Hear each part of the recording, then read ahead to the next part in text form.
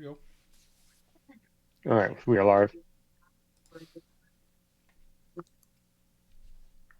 Okay. Hello, everyone. My name is Mike Leader, and welcome to Stolen Fires. I'm the game master for Fringeworthy, a role-playing game about traveling to an infinite number of Earths on a quest to save humanity. First, we're going to introduce our players and their characters. So, Leslie, Bob, Jill, and I will talk about Jim, even though he's not here. Okay, my name is Leslie. I am playing Captain Cassidy Wagner, who is a former Air Force pilot turned NASA trainee. And we we're doing some things. We're doing some things, yes, for We're sure. doing we're doing some things. Maybe Uh, trying to stop a war. maybe. That's not right either. All right. Well, I'm Bob. I'm playing Chewy, our mechanic, race car driver, ex-con criminal, who has a special relationship with Gerald, our cat. We love Gerald very, very much. Hi, everybody. I'm Jill. I play Yuki Nakamura, who is a historian slash hacker, and this is her first day, so it's going great. Alternative history is weird. It's been a long first day for your first, I don't know what, couple hours? Yeah, right. Just a moment. Look, you haven't even met like any evil ladies with psychic powers. You haven't I met any know. vampire monsters. You haven't been You haven't seen stuck in the Byzantine goopy times. rain. Yeah, you haven't had any crazy rain. Like you've had it kind of easy.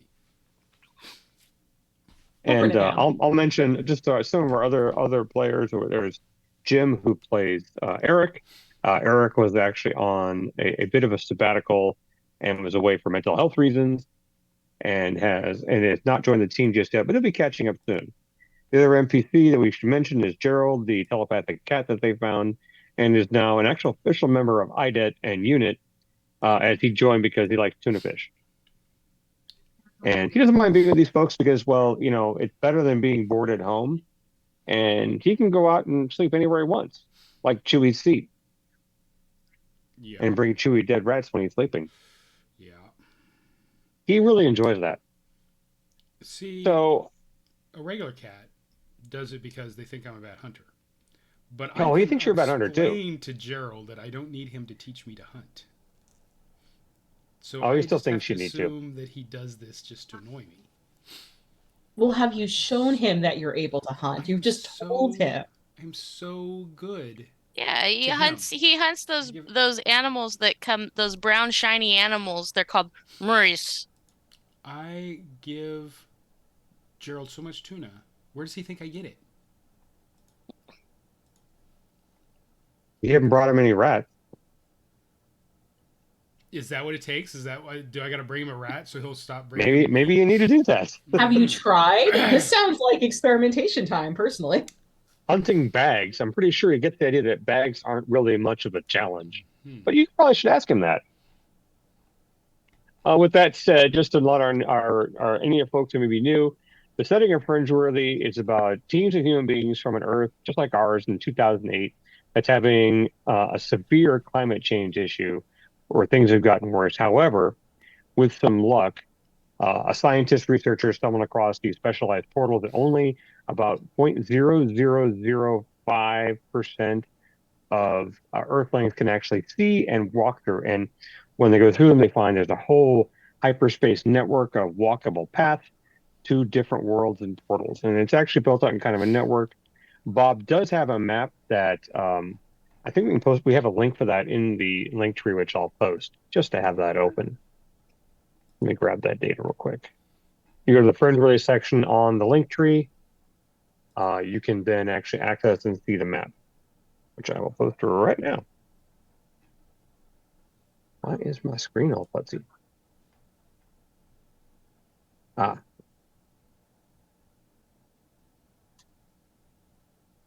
Okay, well, hold on a second. Twitch is giving me a really hard time today, and I apologize.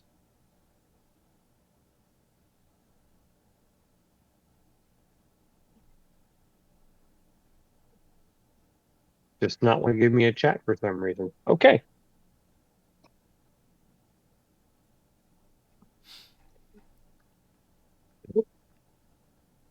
Okay, well, I guess I'll someone else manage the chat, hopefully. I can't see it. I can't do anything about it. We just got 500 benevolences. Yeah, nice try. Damn. I mean, I'll give you a point for that, but it's like whose line? Points don't matter when I give them. So 1,000 points for Leslie for making up a thing about benevolences. Congratulations. Okay, so Did the I'm going to go back to benevolences we got last time, do they roll over, or is that just for that They one do session? roll over. You have 4 benevolences and 1 malevolence, none of which were cashed in last episode. So maybe that'll come into play.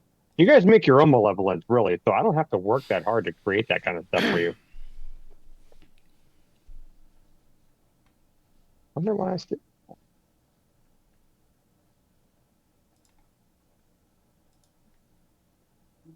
And no, I guess I don't get to look at the chat today. Which is being weird. Okay, so when we last left you guys, normally we do a wrap up from last week, but we lost a week because of a local convention and the fun things that Bob and I did while we were there. Not together usually, but we did have a nice pirate LARP and a lot of the fun things about that. So Mike did not ever get around to writing the wrap up. So I'm going to just kind of give a heads up what we did. The team got together and talked about, after about 2 weeks of off of what happened with Lola and the destruction with that, unit brought in a newer member who passed her training quickly, but who's the historian. That'd be Yuki, who Jill is playing. Yuki got a crash course in, well, I think we've all been through those crash courses at work or anything else where you don't know what's going on and you're being shoved into a job that you really think is kind of strange. And then you realize it's horribly, horribly dangerous. A little bit of trauma so far. Only a little bit. We'll talk about more trauma later. I think the first bit of trauma was the telepathic cat in the conference room. That was a bit of a trauma thing. But you're able to work with them. You got your equipment on the truck. You went on the fringe path. You went through all that craziness trying to understand what was going on. But Yuki handled it pretty well. Pretty well. The group had gone off with a plan to go back to the alternate platform for the 1949 world just to kind of patch things up before they moved on. They didn't want to leave Eric behind for too long. They knew he'd be right behind them, maybe 12 to 8 hours behind them. It's been 8 hours now. He's still not there. So they wanted to investigate the 1949 portals. They left the main truck in the volcano, on the volcano alternate world, pulled the Humvee back onto the alternate platform, took the alternate platform to the main prime platform for the 49 world, 1949 alternate world, and went to see their friends in the alternate United Kingdom. I take that back. Before that, you'd gone to the warehouse as well, right? Yes, Yeah, you went to the warehouse. Yep. And to investigate what was going through there, you found it full of stocks and other things, the plane engine, all those newspapers, and the newspaper that said that Chancellor Hitler had been assassinated. And it was from August, and it's currently May.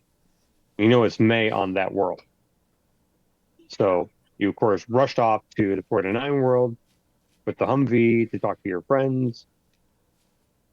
You get there, you spend some time working with the personnel there as you wait for the brigadier to show up. He eventually gets there, even to tell them what's going on.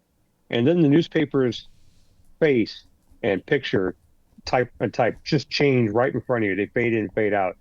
The whole Chancellor assassin fades away, and the headline says Dover Coast Dover Coast for the UK has been invaded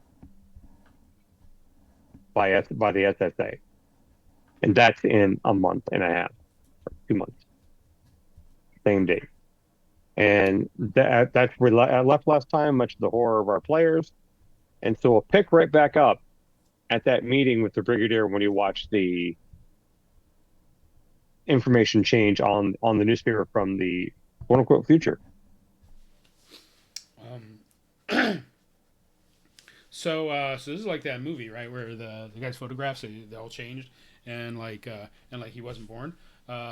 This sounds bad. Did we change the future, or did we change the past, or did we change somebody else's future, or somebody else's? Now I'm confused. I don't think think we did anything. I mean, how much does the butterfly effect work here? We might have inadvertently changed it because it clearly has changed. We did kill that guy in the forest. That's right. But I don't know that we've done anything since since we got here the second time. I would find it very funny if me doing research for the last couple hours caused Maybe Hitler not to die. I don't know. This is very strange. maybe we haven't done anything, but we're gonna do something. That's possible too. Because so the Dover what's the date on the new paper? On It's the the same date, August 8th, Okay. 1949. The Brigadier's like, excuse me, I'm standing right here. What is going on? What are you talking about? Well, see, when we came here because this newspaper said that Hitler died. But now it says that Dover is, well, I don't know what it says because it's in French and I don't speak French. But Chewie has told me that now it says that Dover's been invaded. Well, will be invaded. Well, In a month and a yeah, half. on October 8th. I'm sorry, August 8th. The August 8th headline was that Dover was invaded. So now you are fortune tellers as well. Look, we don't understand how all of this always works, but sometimes things are strange, and sometimes, like you guys are technically in our past, and we were in another place that I guess wasn't in the past, and they had all these newspapers, and we found this one that said that that Hitler had been Chancellor Hitler had been assassinated, which is in our world wouldn't be a terrible thing, but in your world it does seem pretty bad. So we came over here to warn you about that, and then when we got here, and then we started talking to you, the newspaper changed, and now it says that you're going to get invaded in a couple weeks, and that seems pretty bad. And I'm not sure what we can do to help you with that, but we'll do whatever we can. Gerald says, sometimes things are strange.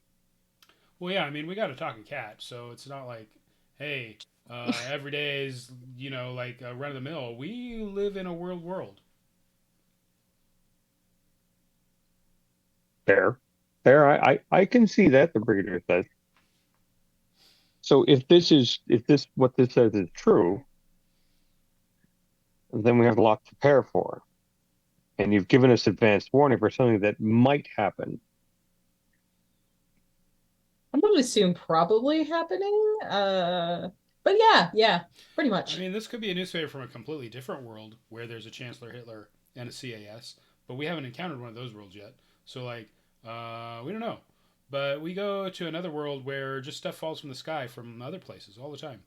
They also an airplane fell, a destroyed airplane. Well, not completely destroyed because there was some force there to pick up, but a bunch of junk from an airplane from the CAS. And Right. we kind of saw that kind of alerted us at first. We're like, hey, something's going on. Maybe the war has started. And then the newspaper fell and said, oh, Chancellor Hitler had been killed. And we're like, well, that would definitely start the war. And that was why we rushed over here to see what was going on. But then we found out that it was earlier here than the newspaper says. And that was really confusing.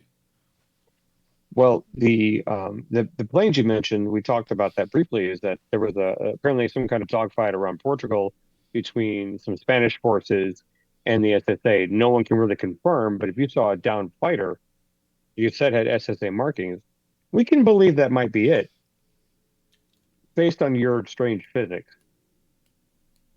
And I'm just calling strange physics because it makes no sense to me Physics, how you can see a ship.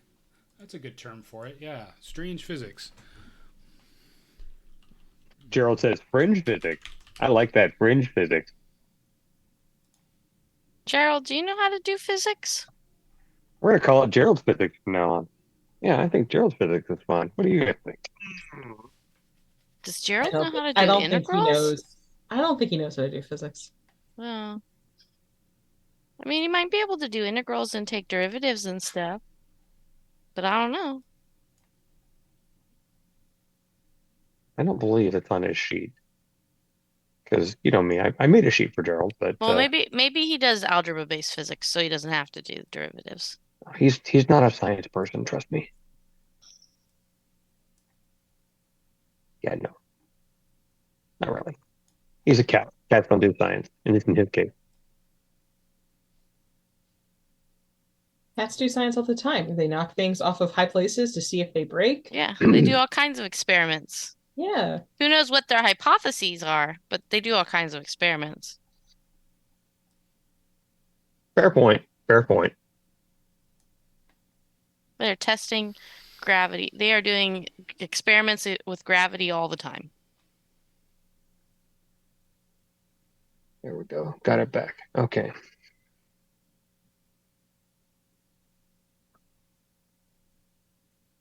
Okay. So, with that said, the Brigadier says, well, I can pass this off to our folks in the regular army here in the UK and have them beef up the Dover coast, and we'll put more. We're working on this thing. You're clear, doesn't matter. This thing called radar that should be able to detect their fighters when they come in. Oh yeah, we can help you with that. Oh yeah, I know how that works. yeah. Yeah, you know how. Well, I guess that makes sense. You would. We already He have looks a that little annoyed at technology. that. We've come with this fantastic thing that may save us, and you already know how it works. Oh yeah, we can probably make it work better for you. Okay, well, that's something we can definitely work on. I mean, we can't in the get you meantime. like we can't get you like air-to-air missiles or nothing like that. But I mean, maybe we could. We couldn't get you enough to like stop an entire invasion, but we could definitely help you get radar, so you'd have advanced warning.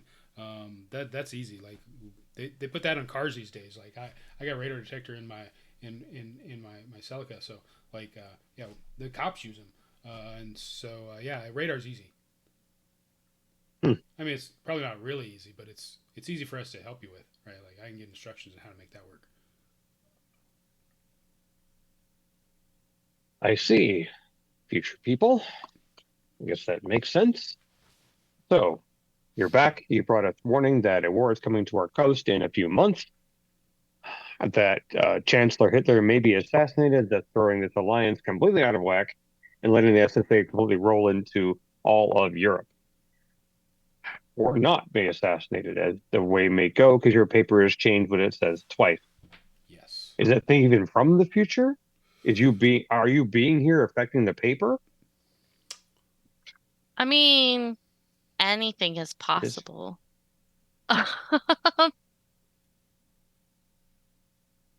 Listen, Sure. you know how much this works as much as we know how much this works. So your guess is as good as ours. I'm afraid you give me much more credit than I deserve, Miss. Yeah. It may have, because we warned you, it may have changed the future. But now we warned you again, so who knows? Maybe it'll go back. Just do a check for this poor chap.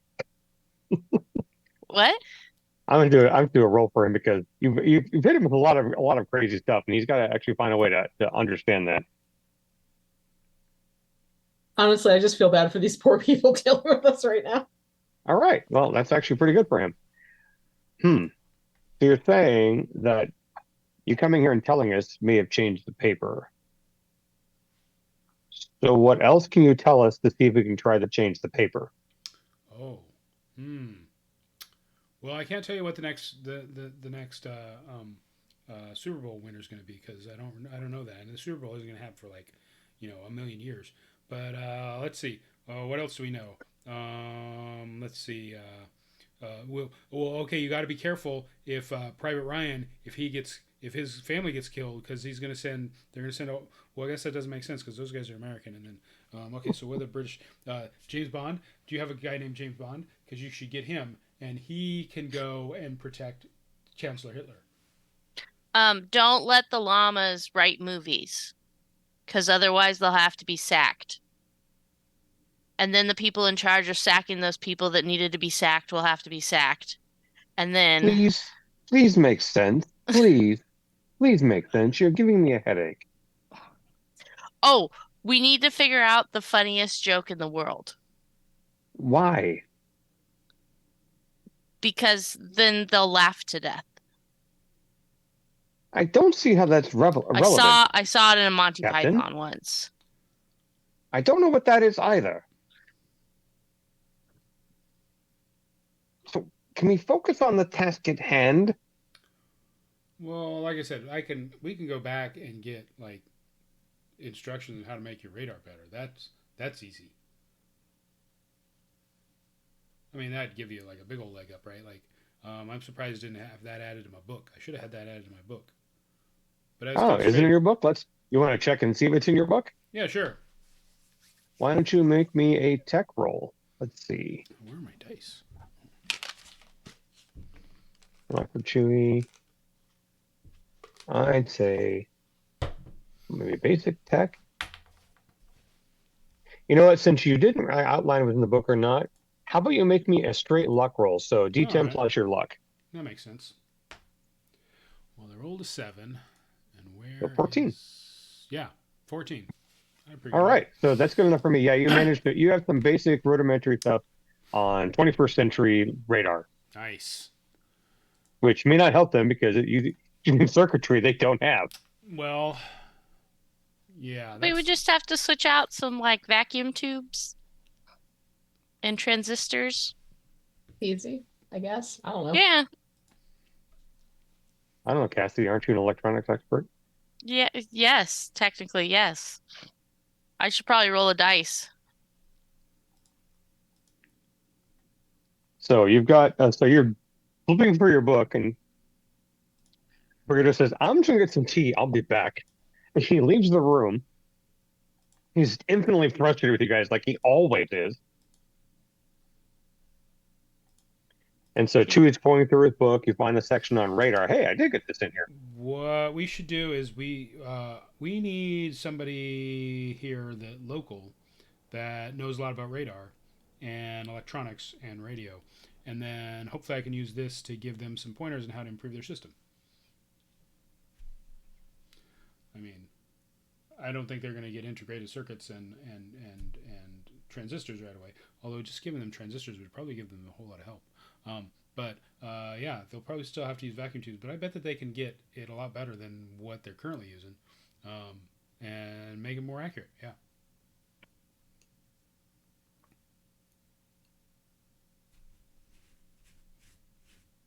So what are your plans? My plan is to talk to somebody here that knows enough about their radar situation to speak intelligently about what we can help them with, or barring that, tell us what they need so that we can go back home and get them something useful. Okay. So you want to speak to someone in charge of basically radar. Yeah. All right. Leslie, Jill, anything you want to input on that? Well, Go ahead. I mean, can I look at their radar?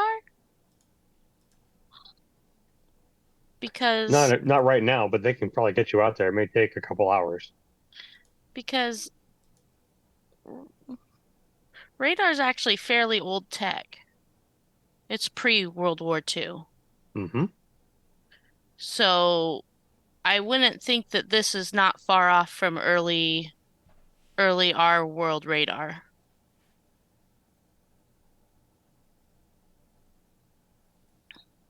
So you want to go out and see it in person to see if you can work on it. Yeah. Okay. And Jill, you had something you wanted to add? So back to the newspaper. Is it just the headline or does it give any other details? The details pretty much are very vague Okay. because the information is not coming out of the UK right now.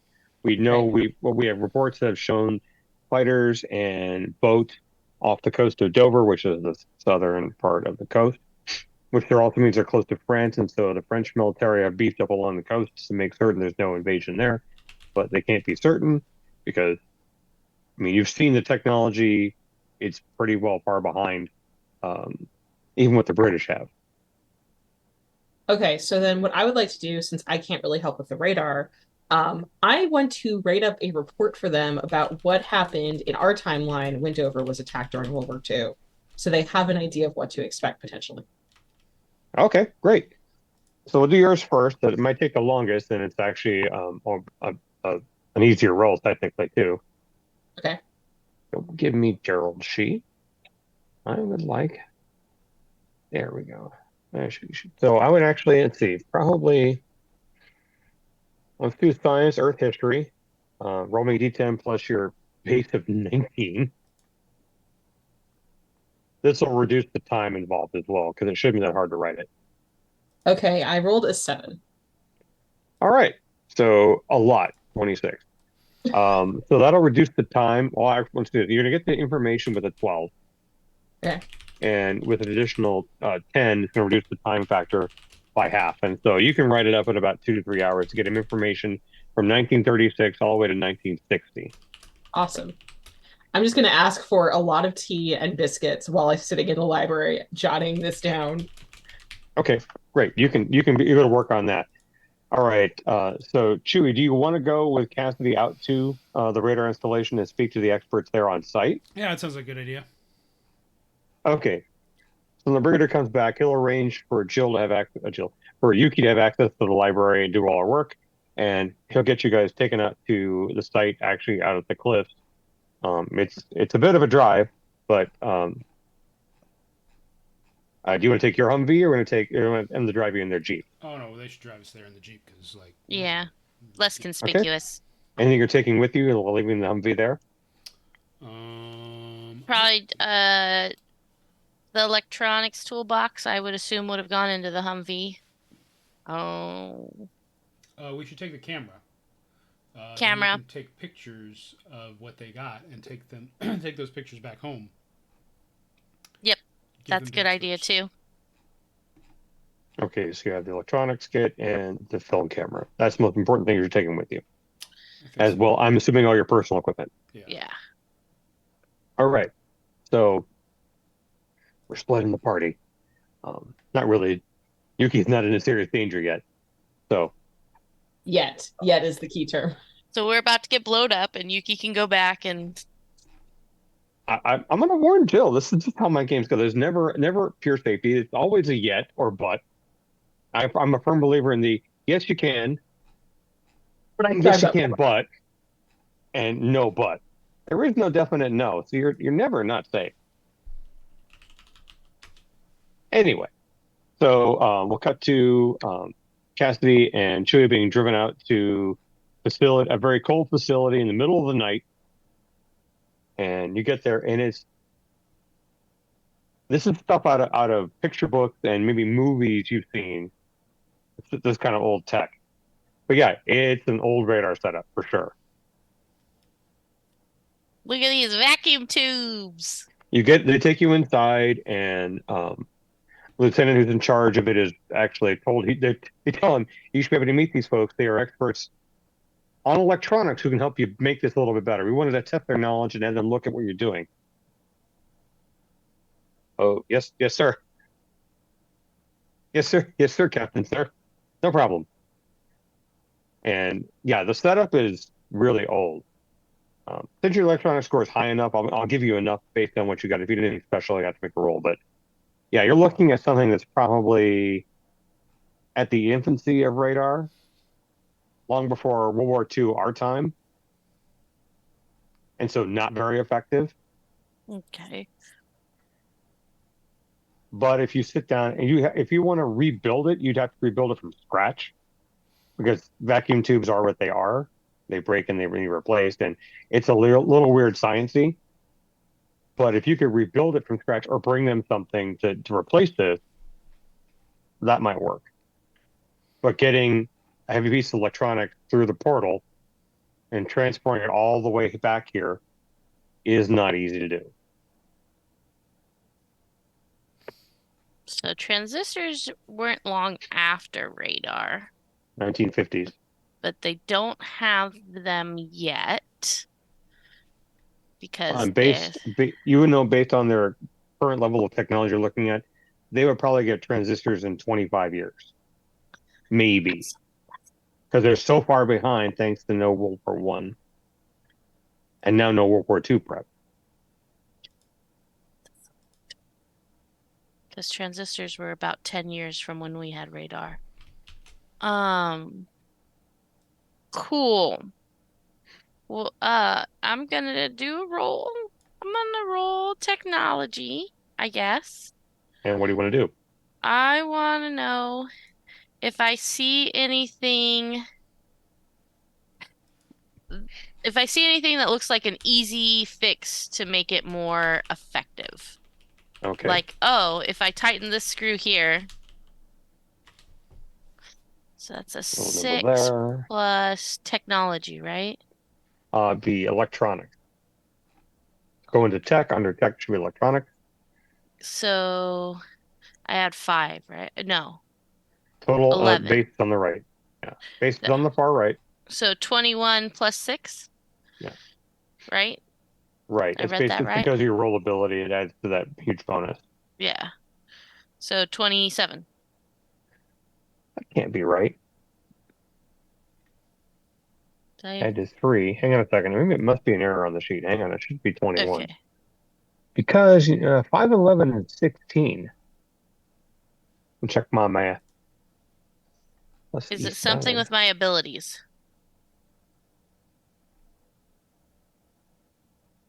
Oh, I see what it is. Hang on a second. Is a math It's built adding in? it's adding our RA level in. It's not supposed to. That's why it's weird. So my goof. Hang on a second. I'm gonna just fix that equation.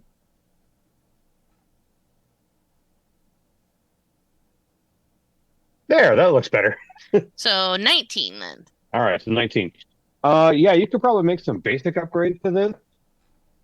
With what you've got, you can take apart pieces out of electronics kit and actually, well, you don't have any. Well, you have transistors. You have that kind of. I mean, I'm not an expert. Okay, no, just caveat. I'm not an expert on electronics. We'll just say that you can figure out a bits and pieces to alter it. It's going to take you a couple hours to fiddle up the technology and maybe give them a temporary boost. But they can't shove enough power through this stuff, and it's going to blow it. Because your electronics is much smaller. Their power current, I mean, it's just hitting it like a hammer every single time I use it. Those vacuum tubes can't compensate. Hmm.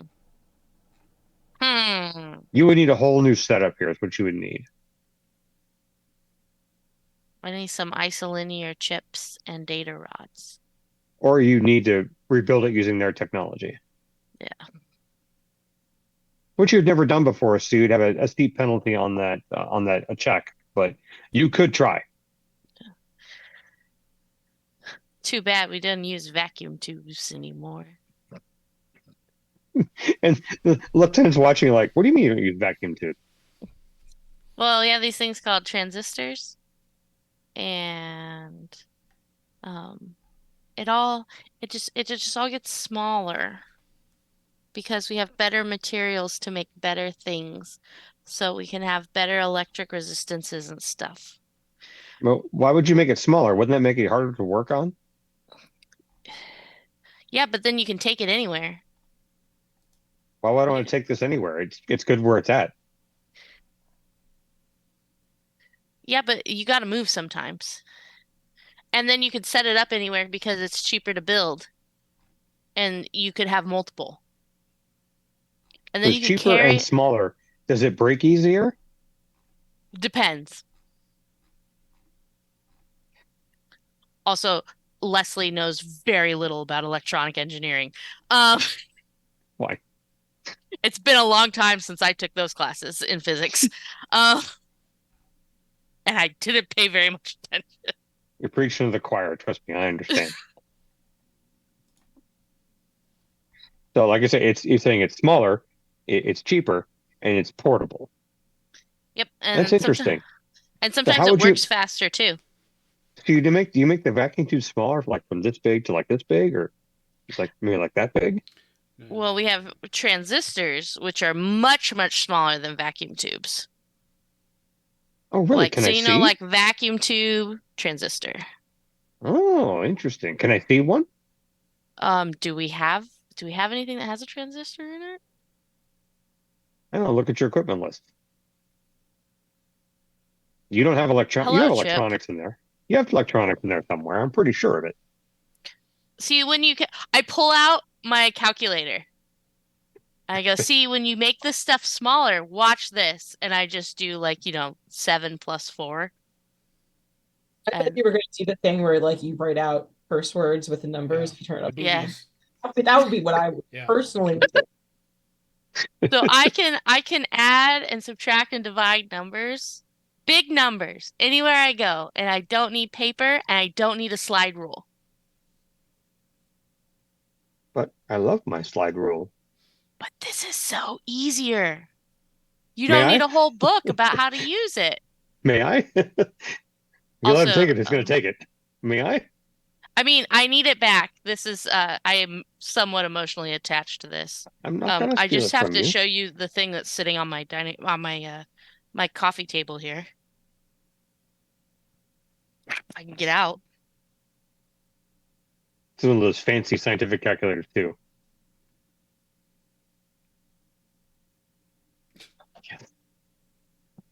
I have my grandpa's slide rule here somewhere, but I'm not sure where. And for those of you who are old enough to know what a slide rule is and to live in a world before calculators, oh, wait, that's probably just me and Bob, maybe. There's also tucked in here. Oh, man. That's awesome. Yeah. Slide rules are an amazing tool, the pre-calculator that when you learn how to use it, you don't like calculators. Also, this is from Barnes and Noble. So you have the fancy scientific calculator, right? It's just a TI-84, solar TI-84. So not an 84. 84 is a graphing calculator. He's fiddling with it. Oh, this is amazing. And you say this is run by your transistors? And this display, he touches the liquid crystal. It's called it's a TI-30. It's called LCD, liquid crystal display. Liquid crystals and transistors. Did I fall asleep? Am I dreaming? He looks at the captain who brought you guys, and the captain just like,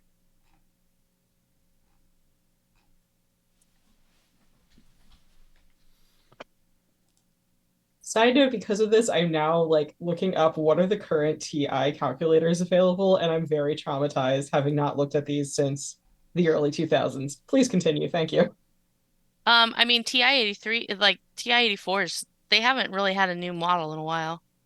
They haven't, but they have this thing with like TI Inspire and they connect to computers. I don't know. It's weird. Anyway. that's weird. So what's Chewie up to while Leslie's having a discussion about calculators? Chewie's far more interested in the truck that they drove us here in. Mm-hmm. Yeah, and because this is vintage, like this would be so good. Like I take this thing and turn it into a hot rod and like lower it and put some airbags on it, and I could get it to dance and put it like a nice candy color paint job on it with some gold leaf and some fuzzy dice from there on, maybe some oh yeah, this would be badass. I think what he more enjoy too is the fact that this thing's practically indestructible. Yeah. Because a willy wagon, right? Yeah. Well, it wouldn't be a willy wagon. Jeep probably doesn't exist. Nope. The Brits had a version that wasn't an American Jeep, but it's pretty damn solid. Yeah. Yeah, it'd be a Land Rover or a Mercedes. Probably be a Land Rover. Yeah. But yeah, this thing is so damn solid. And for what it does, it's not made cheaply. This is something that was worked on by hand. You could just tell this was tightened by hand. Wow. Yeah. So unless you conspire to steal one of these from them. So yeah, Leslie, if you spend some time there, if you want to try and take apart your components from the things you own, or the electronics toolkit, take that apart to fiddle with their installation, you can probably do that. But you have to use a mix of transistors and their own sciences to try and make it really work, unless you have a full radar installation you want to bring here, which again would be really hard to do. Well, I'd rather pull apart an electronics kit than pull apart my calculator because I don't know what else we have that could be pulled apart. What you do have is in the primary truck, you have the radio equipment, that massive radio antenna and all that equipment. The broadcast equipment that your former partner had brought along with you guys. You used it twice, and it's been basically storage in the back of the truck. That's a good point. It's a 30-foot antenna. and a lot of radio equipment. I mean, does it seem that we'd have ample time to go get that and come back here and Well, it'd be an hour back to the headquarters, then to the portal, and 10-minute jaunt through the portal system to get to the truck, and then get the truck, and come back, and you can do the time math. because the radio equipment will fit in the Hummer because that's where we had it originally. If we're gonna go all the way back, we should just go all the way back home and get like a real, like we could get like an AMRAAM or one of them Patriot missiles and bring them back. Like, why would we just go and get the shit out of the truck? It just take us a couple more hours to go home and then be like, hey, we need some proper radar and some anti-aircraft guns and stuff. And those they got specialists there to tell us everything we need. And we could pick up Eric on the way. He's probably halfway down the road. I would do a check on that just for you to know.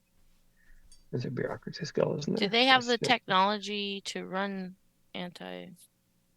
Well, I guess they we're may not taking have it the all power, back. and that could be an issue. Yeah.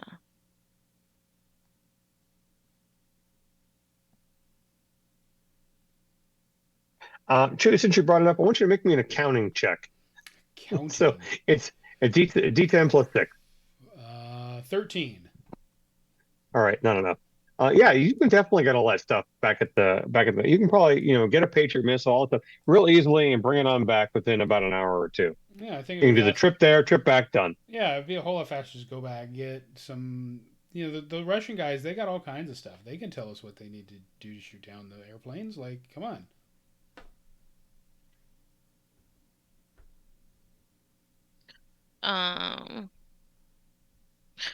Do you think that they're actually going to give us anti-aircraft weapons?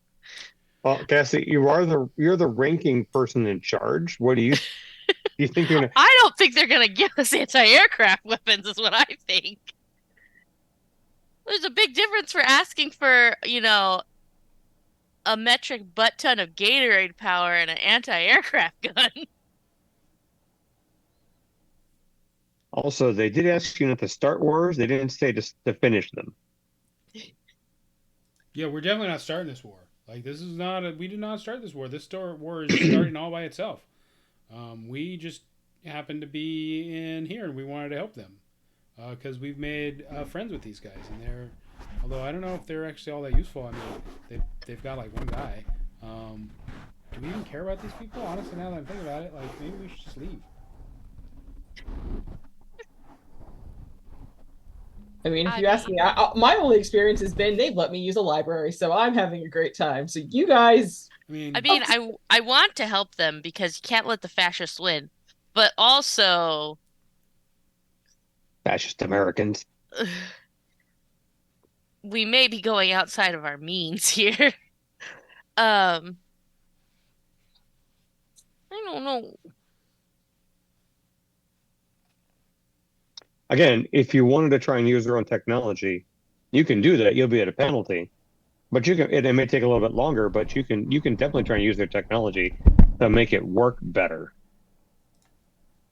You have a better understanding of electronics than this lieutenant does, and he's the expert on the radar. Did he just learn how to put boobies in the calculator?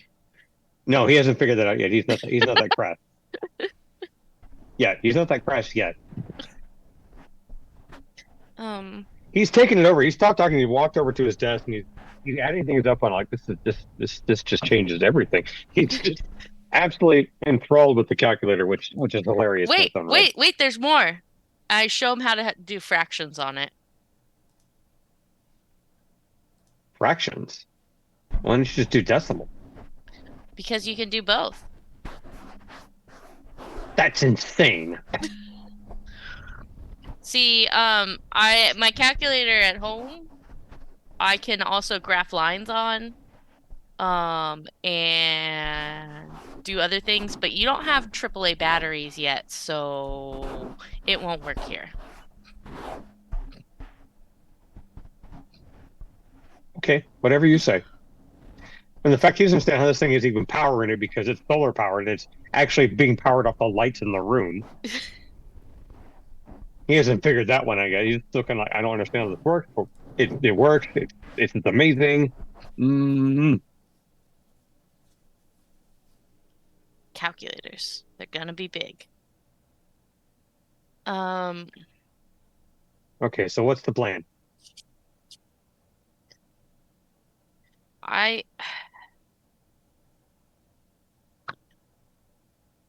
'cause I kind of want to just go get that radio equipment because we can just scrap it because we've kind of found out we don't really need it anymore, we think. Um, and we can get it almost immediately. I know if we go back and try and get anti-aircraft weaponry or whatever, that's gonna take time to get. Well, I And mean, time, I don't know how bad this time dilation is.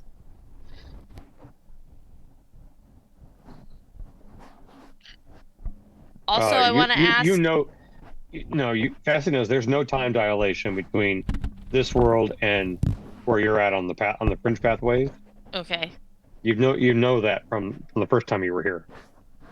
I also want to know, have they shared their radar knowledge with France? No, they haven't. It's strictly it's strictly a British thing. We're not in a treaty with them yet. The German Chancellor and our Parliament is working on that. The King of France is very particular, and we don't like his government. I've heard the French are gross. Um,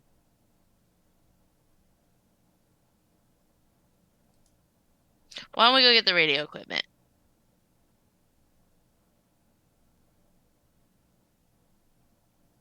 all right. Boop, boop, boop. Okay, so you're gonna head back to HQ, pick up the Humvee, go on the pathways, head to the. Are you gonna pick up Yuki? Or just leave Yuki in the library? I mean, I'm sure we'll pop our heads in and be like, "Hey, you want to come?" and see what Yuki's doing. If you pop your head in, she is like she has eaten through like an entire package of biscuits at this point and has like writing all these notes and looks up and is like, huh, what? Hey, hi, sup? You We got gotta a go back. full chalkboard, leaflets stacked everywhere, There's notes in English, there's typewriter. notes in Japanese, like there's some random kanji everywhere. There's definitely like pen smudges on her. She's like living her best life right now. We gotta go pick some stuff up from the big truck. Okay. Yeah, I have to like edit these and make these make sense. So she grabs some papers that she's like scribbled notes on and like more paper and is like, I can work on this while we're in the car. Now, Mike knows for a fact that never happens because his wife does that all the time. I can work on these in the car. That never happens. Yeah, I've never ever in my life. And Okay, so you're she also grabs like the two biscuits that are left. She's like, here, would you like one? Are they jammy Dodgers? Are Jamie Dodgers around in the 1940s? Good I have question. no idea. I wouldn't think so, but I'm not an expert. Let's just say no. That's the only one I know. They're yummy. I recommend. Anyway, let's go. Okay. Okay, so you pick up Yuki and you guys leave and head back to the portal. Um, Go on the pathway. No change there. All looks the same. Head out to the alternate platform. That's 50-mile drive. You get to the alternate platform. Nothing, no change from your last were there. No portals have been altered. You can just tell by a glance something's been altered. You go to the volcano portal. You unlock that, open it up, go inside. Truck is still there. You're just crammed in really tight. Get all the radio equipment loaded up into the Humvee, which You're gonna may take the I don't, can the Humvee fit in there too, or are we going back and forth through the portal? I have to go back and forth through the portal. It was really tight when Chewie pulled it in. So you go through the portal and you're like, truck. Um, what else might we want here? What's in the truck? What's in the truck? That's not the list I need. That's my stuff. You have the link to the primary list? I probably do somewhere, but can I find it when I Hang need on, it? No. I will give it to you. Hang on a second. I'll post it in the Zoom chat that nobody else can see but us. Secret Zoom chat. Now I gotta Don't find you the guys wish you were one of the cool kids who had the secrets? There we go. I'm not a cool kid, and why all the secrets? Doesn't make any sense. Brown bikes. We don't need the bug. Generator. Camera. Oh, we have a video camera? Mm-hmm. Taking the video camera. Oh, okay. You have to charge it. Don't forget. Everything is when it goes to the portal, it can't be charged. Right. It'll let the charge go. Camp stove. Why do we have an electric camp stove? That seems stupid. Because you can charge it up. That's why. Because no one wants to carry a whole bunch of explosive stuff with them, right? Yeah, but we're already carrying a whole bunch of explosive stuff with us. You get a bunch of small two-way radios, uh, two large military two-way radios. Those will have to be charged up. You have the solar charger. You can take that as well. Yeah, take the solar charger, the radios. Oh man, does CB radio exist in 1949 world? No, These wouldn't be CB though. no, no. But these will have transistors in them because they're not. They're designed to be a little more hardy than something that can break. You can bring that. Chewie has a CD player. That's Chewie's call.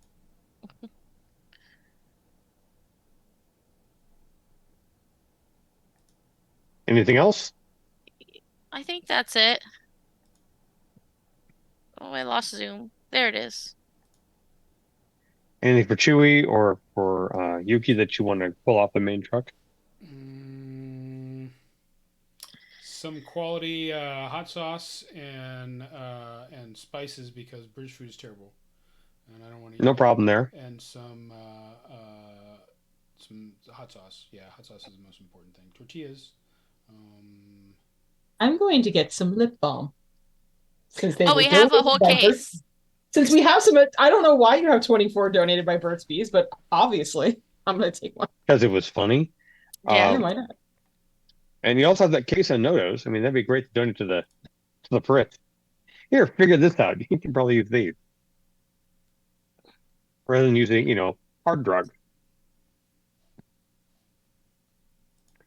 Okay, so you guys get that stuff. You're gonna head on back. Anything else you want to do before you go back?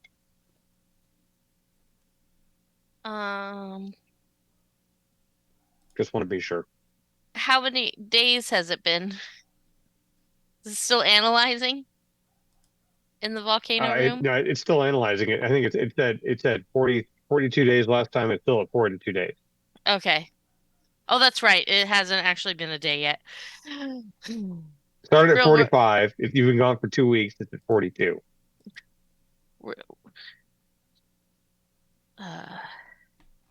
Okay. Back to the radar. Okay. No one else objects. We'll go through all that because I'm pretty sure everything's clear. Let me just do one roll check. Oh no, gooey rain.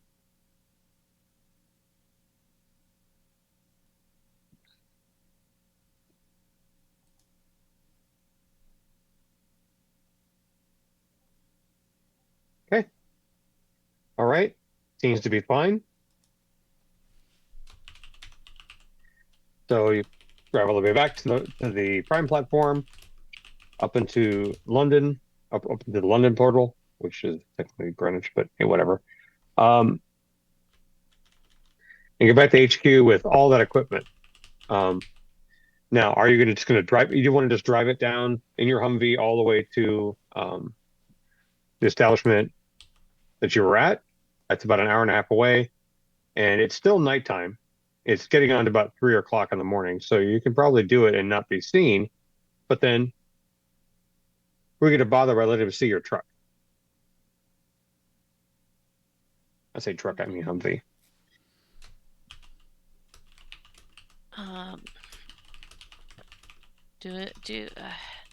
How much do we care if somebody sees the Humvee?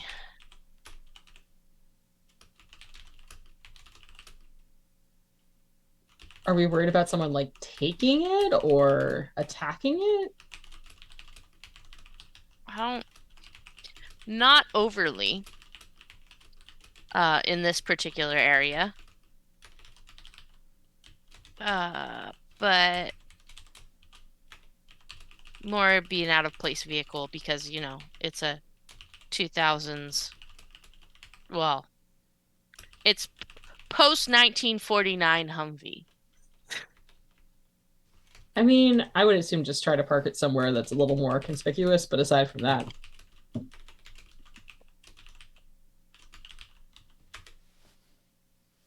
I remember that when you first met them, they weren't too fazed by the vehicle. They were like, "Okay, that's interesting looking.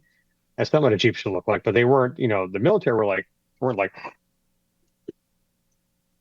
Yeah, I feel like there's enough military stuff around that it's not a huge deal. And if, a civilian saw it, they're just like, oh, this is something new the military has. Ha ha ha.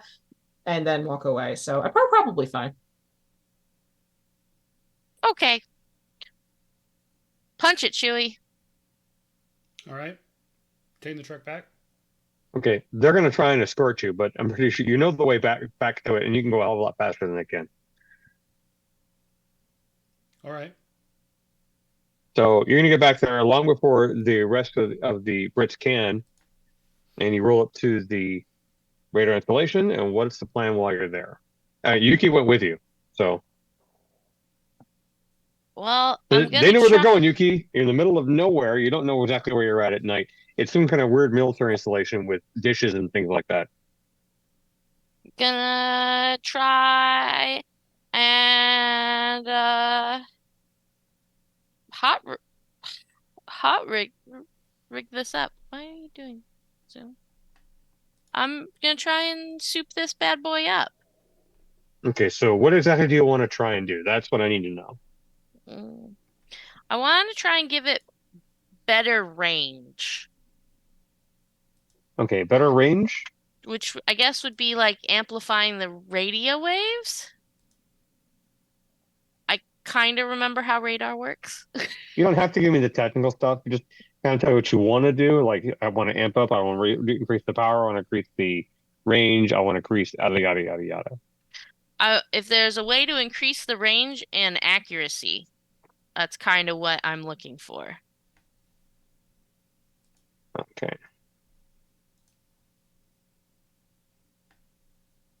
That's gonna be a tough job. And you think you know what you're doing, although you've never worked with vacuum tubes. And you're gonna be able to take apart the radio controls, kind of hardwire in some of your more modern technology. And so you're going to use up the primary radio and two of the small hand radios Okay. to Those are do like this. a dime a dozen. So Yeah, but you only have four of the small hand radios and two of the large hand radios. Now you have two of each. So just in case, you never know when you get cut off of things. So I'll need you to make me an electronics roll. Okay. Your difficulty number is 21. I rolled a 10, so I think that's a Roll it. 23. That is, in fact, that 10 up with it's a critical. So roll it again. Oh, that's right.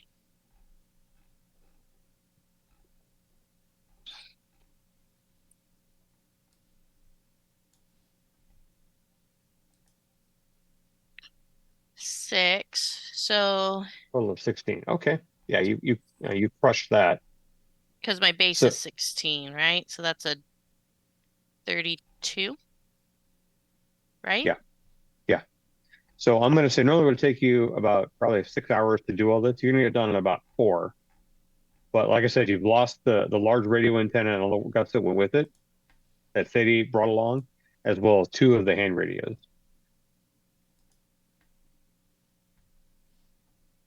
And so while Kathy's pretty much torn apart all the electronics and is covered in wires and shit, did you guys want to do anything else while you're here?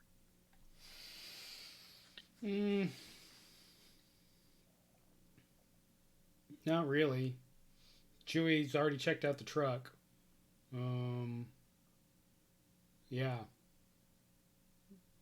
I'm gonna This ain't say Chewie's that expertise. I'm gonna say Yuki attempted to finish working on her report and then got a sugar crash, is probably asleep in the backseat of the Humvee at this point. Well, Chewie, you have the book. You actually probably can figure out more because Cassie's not a radar expert. You're going to try and pitch in and make changes or recommend stuff. I mean, you can if you want. You're just making a tech roll. Sure, I'll make a tech roll.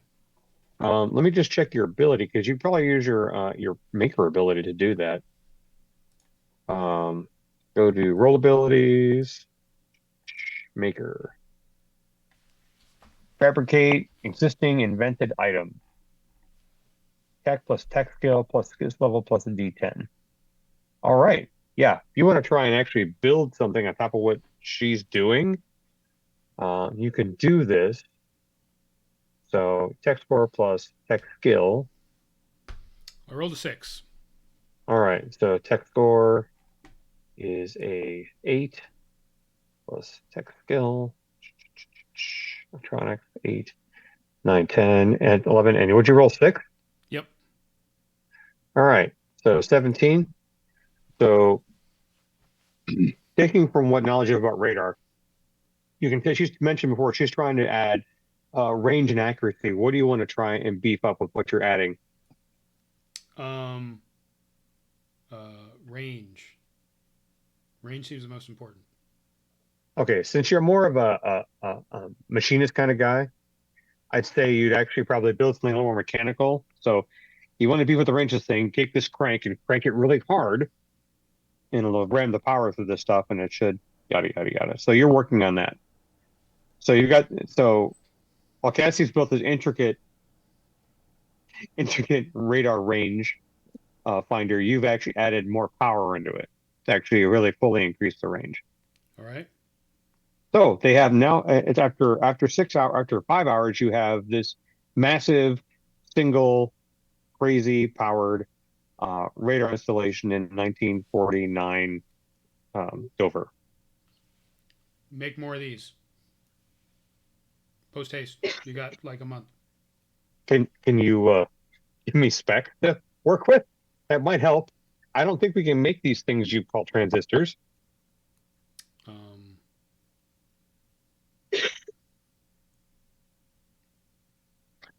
We could get Cassidy. you a bunch of transistors.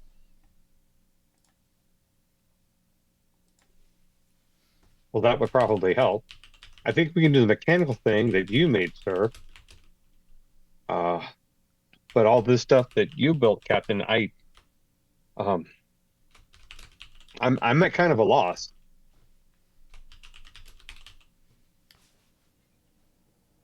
Let's just see how much of a loss. Did he just add up numbers on the calculator to tell me how much of a loss? No, he's already given that back to you. Okay. Now I'm kind of a loss of what you're doing here. I mean, I kind of understand what you want to do, but this hardware doesn't make any sense to me. You're working on some kind of. Is that plastic? Looking at the circuit board, like, what the is that? Is that plastic with metal solder on it? I mean, didn't these guys have like RFID cards that they use for security? Like, you would think that they would have they'd have to have some more advanced electronics than vacuum tubes and stuff if they're doing that. I didn't think it was RFID. I thought it was magnets. Well, still magnets, like Yeah, it was magnets, but that's also the security organization. This is not them. This is regular army. Maybe the security guys have a better idea what we're doing. Well, yes, sir. Yes, ma'am. Well, I know how to, you've shown me how to use this, so I can definitely use this. I just won't amp the power through it too hard, and we'll use the crank when we want to do the full check. Okay. Uh, we can do this. I know we can do this. He seems relatively confident.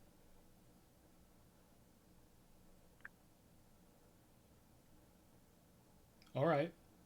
I I take out the paper. Has it changed? No. Gerald is asleep in Yuki's lap while she's sleeping. Um, so, hmm. The radar doesn't fix things, apparently. Well, It's not we gonna stop probably it. need to couple something with the radar.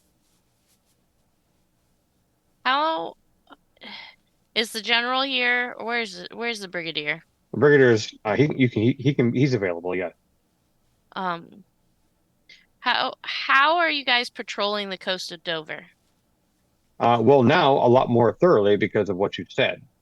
Uh, sea patrols, land patrols. We have actually some balloons up as well because those are actually more useful than you think they would be. You We're got careful with air patrols. They're a little more engaged on the western coast and out of um, out of Wales.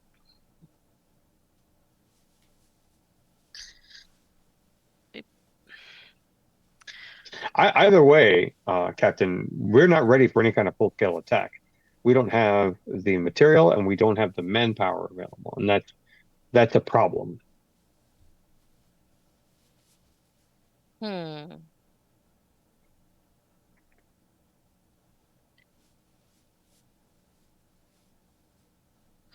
Okay. What are our potential solutions for a manpower problem? Get more mans. More men, yes, more men, which it's kind of hard for us to do because Australia is on the other side of the world, quite literally, and we're not in an official treaty with anyone in mainland Europe because they're still arguing over that treaty. Is there a way we can make treaty negotiations go faster? I mean, I don't know. I could probably get you to the treaty conference if you wanted to go Where is the treaty conference? in Paris.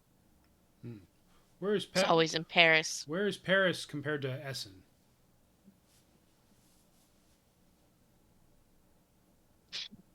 Mike has I have to look at the map now. I'm sorry for fans who are watching. I don't know everything. I have to look at a map. Essen's closer to Essen is like 3 hours from Amsterdam.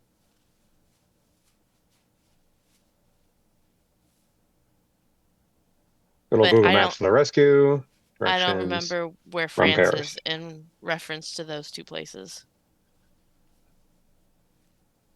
On modern highways, it is a 5-hour drive from Essen to Paris. If they were to fly you there, it would take more than an hour. You got to drive through all of Belgium. Yeah, it's probably not very easy to do right now. I'm just saying we got a gate that would take us right there, right? Yeah, you have a gate. You can get there on your own. Yeah. Do we have a gate to Paris or just to Essen? What? They have a gate to Essen. Was the first gate we went through? Well, like, I mean, That what was are we gonna do if we go to the conference? Like, they're not even gonna let us in. We're not like fancy pants diplomats or nothing like that. I don't even have a top hat, and so like if we went to Paris, and I mean I speak French, but none of you guys speak French, and I speak German too. So, but like if we went there, and what are we gonna do? Like tell them, hey, we're from another Earth, and that but we came here to try and stop the SSA from invading you guys. Like they're not gonna believe us, like because they haven't seen the gate or nothing. Like, and like, what are we gonna do? Like, they're not gonna fall for the calculator trick again. I don't think.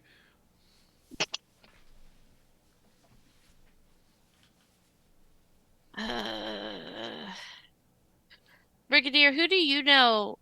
Who do you know who has influence over the treaty?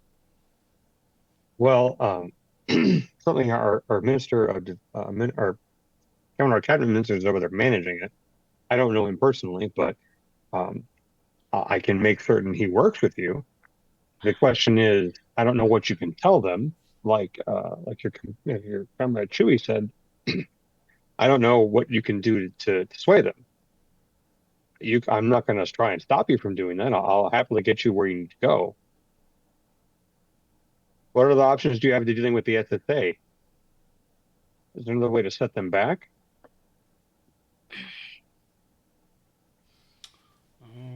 We could put a bomb in Wilson City, Yeah. but that wouldn't do a whole lot. Like, how big a bomb could we put in there? Not very big. Uh, I mean, I got a whole bunch of explosives. I got a whole truck full of explosives. But like, what's that going to do? Shake down one building? Like, big deal. We need to do something more. And I don't think we want to go running around in Wilson City. Like, I mean, Wilson City, is that like their capital, or their capital still in Washington D.C., right? Washington is still their capital. Wilson City is their, what do we call it? Their golden boy city, I guess you could say, where all of their best things are at. It's their pride and joy, where all their shipping goes through. Hmm.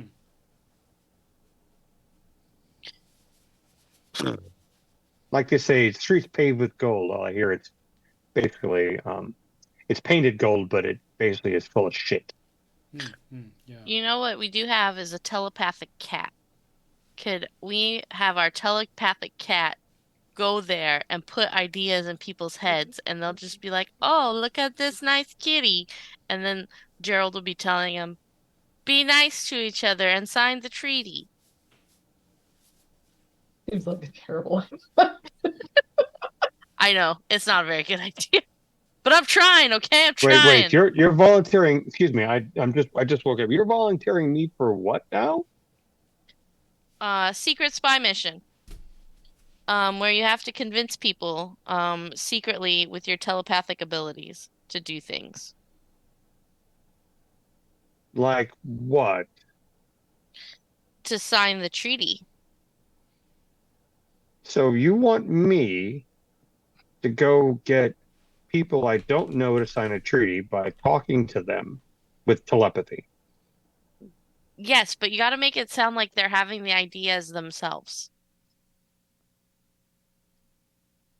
I don't know. It was just an idea, okay? You want to try and convince him? I don't I honestly don't think It's it gonna would require you to work. make a roll. I'm not gonna like that. He's solidly like you obviously he's upset. He's cat nervous, which means he's I don't know if I like this. I don't You can know. try and convince him. See, but I'm also not convinced that it's gonna work. You could try I'm that. I'm brainstorming here. Let's see. Well, Gerald, do you have any ideas? Ideas about what? I just woke up. Gerald, pay attention. We I am. I gotta just woke up. This person's legs are really warm. I'm sorry. What's your name? Yuki. That's right. we've got to. We've got to stop the SSA from attacking Dover. Uh-huh. Uh-huh. Um, right now, nobody's really we don't have any allies right now because they're fighting over a treaty. Apparently, the King of France is a stinky butt and he doesn't want to be friends unless we're friends with Germany. Um, probably because we said something mean about his girlfriend or something. I don't know. And you want me to go there and convince the King of France somehow to sign this treaty? Sure.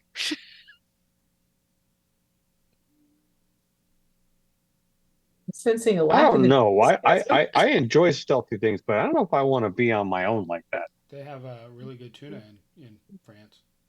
You I'm can told. get, yeah, they got fancy fish in France. Got fancy Okay, everything in France. I'll let you. One of you make me a persuade roll. I guess I will because I'm the one trying to convince him, even though I know that this is probably not a very good idea.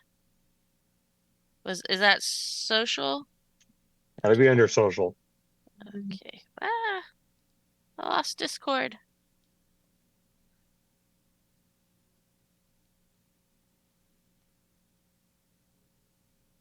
I rolled an 8, and my persuasion is 7, so 15. It's probably going to work on him too. You know that, right? Oh no. Poor Gerald. Would we also go to France with him, or we're just sending him to France to do this? We would also be in France. Okay. We wouldn't send him I on was his like, own. we I don't can't- we trust him can't to go get there on his own. He'd get Well, distracted by the first cheeseburger he saw. Also, how would he open the tuna on his own? Yeah. I But can I do mean, this on my also- own. I can do this on my own. You're right. I'm smart. I'm a hunter. I can make this work. In the spirit of splitting the party, Gerald offers to go by himself. I don't know that we want to send him by himself. We should definitely not send him by himself. I think that we should go to France with him, and we will send him into the king's palace by himself Oh, to geez. be a little found kitty, a cute little orphan kitty that the king will want to take care of. I This feel is not like if gonna this is work. going to any sense work, which I don't have a lot of trust in this working, we need to give Gerald an extreme crash course on how like negotiations go and how previous treaties have come together. And I'm not sure we have enough time or energy for that. You get me into this conference. I'll make sure they all understand what they should be doing. I can do this. Oh no! Oh wait, that's a good one. We got another benevolence. We're probably Well, gonna have to cash a few of those in to make this work. Yeah, I'd say if you want Gerald is by himself and be successful at it, but it's going to cost you some benevolences. And he's been gone for a while. Oh no. But if you all go together, that could actually be detrimental. I don't like this plan. I really don't like You guys have 4 benevolences. 4. I will charge you 3.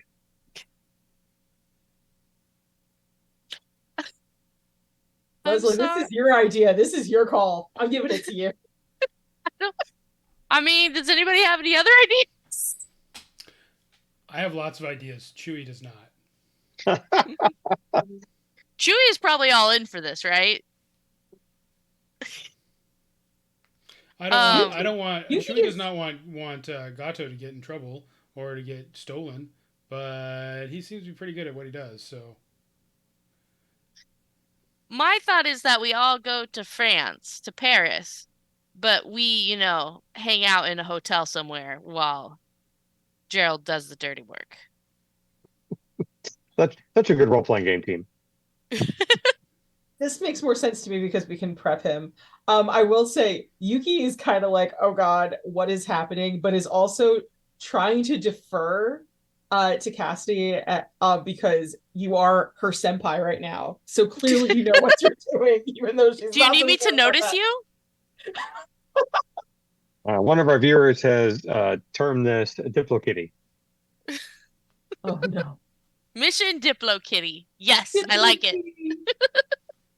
He needs a bow tie or something. I'm just saying. I will not wear a bow tie. A regular tie? How about a handkerchief? How about a smart collar? Do you want me to do this or not? Yes, please. Yes. Ascot. Yes, he needs an ascot. That's exactly it. If I wake up with a tie or anything like that around my neck, we're gonna have friendship problems. No, we're not gonna make you. I'm not gonna make you wear a tie. I already terrorized you enough when I was practicing splinting on your legs.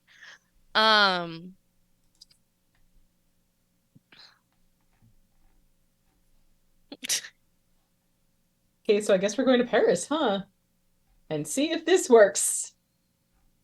Yeehaw. So are you going the roundabout way or the direct flight way? Because the regular can get you guys on a plane. You can be there in about 2 hours, or you can go through the portal to Essen. You know, if this drive through the forest a bit, get on the road. You hope with a map that they can get you, and you could drive to Essen in about 5 or 6 hours. Drive from Essen to in about 5 or 6 hours. Do we think 2 hours in a plane is enough time to uh prep Gerald on what's going on? I mean, I have no idea how quickly Gerald can pick up uh intense negotiation concepts, but He's sleeping already, so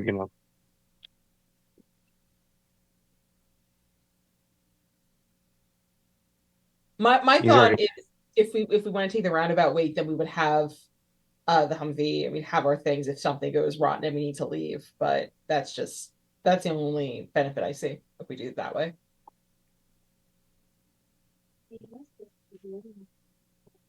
I'm not opposed to either, but Chewy, what's your vote?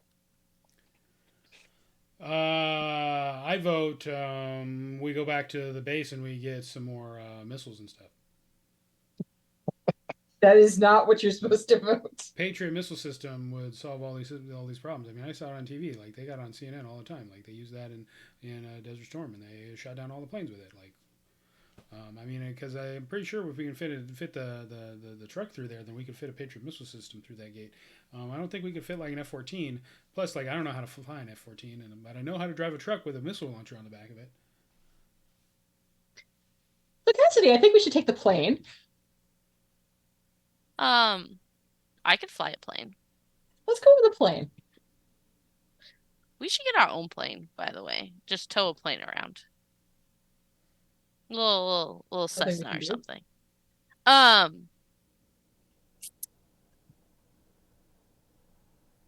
I don't know. So This was what's the a plan? What's the plan? I'll tell you so what. It's currently 8:20. No, 8:20. We got a few more minutes. Let's come with a plan before we go to break. because the plan of Gerald going may have been Leslie doing the dumb things that she does when she plays role-playing games. You mean the fun things that you do? Because this is Yeah, very the chaos element. Um,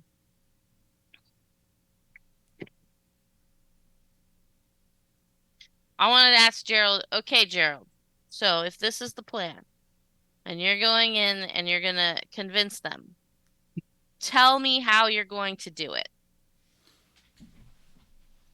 Tell you how? What are you gonna tell them? How are you going to um convince them? Well, let's see. I would first read all of their minds, which is a good place to start. See who hates who dislikes what, who likes what, who believes in what, and use that against them. So let's just say this King of France, whatever that is, believes in his deity, whatever he calls him. I could masquerade as that deity, giving him insight through dreams and thought. It'll take some work, maybe a couple of days, but I'm pretty sure I can do that. I'm pretty sure, yeah. No, I'm definitely sure I can do that. okay. I'm taking back my vote for the plane. Let's take the Humvee back through the portals so we can go to Paris. That way, if this all turns into a trash fire, we can escape very quickly and try something else. That is my vote. Well, Also, Gerald, you and I are going to have a very long discussion on how negotiations tend to work. I'm not against your plan. I think it has some viability, but perhaps we need some context. We haven't met anyone particularly religious in this world yet, so I That's don't know true. how they feel about things. Oh, but he is a king. Kings think they have divine right, don't they? Historically, not all of them. No. No, he could just be an Probably. asshole in charge. That makes sense. I mean, that's always a good point for a king.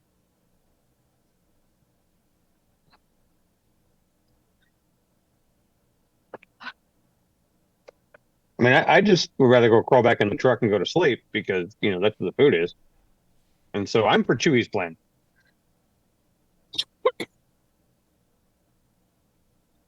It seems fairly more destructive and probably a lot easier. Well, So, what do these missiles do, Chewie? I'm Oh, interested. they blow stuff up real good. Yeah, they're like they'll shoot a missile out of the air, so they'll have no problem with a little airplane. Like they're crazy, but they're big, bigger than the Earl, but not a whole lot bigger than the Earl. But we would need instructions on how to use them. I don't think that they're like like fire and forget, like you just press a button they go. But yeah, I bet that the guys back at the base would have some better ideas than we do. I Based on how We the portal works, how are they going to fire them? we could get a whole bunch of those shoulder mounted rocket launchers too. Like, but I don't know if we got enough to shoot down all their planes. But um, you know, but I don't know how those work either. But guys in caves they use them, so like they can't be that hard to use. the my concern is that that's not necessarily a sustainable solution. Because once they run out of rockets, then the rockets don't do anything for them anymore. And you have a And point. The negotiation would be a much more long-term solution, hopefully. I don't know that they have the technology to manufacture the rockets necessary. Hmm. Oh, that sounds like a lot of work. I'm not for a lot of work. I've changed my vote back to me.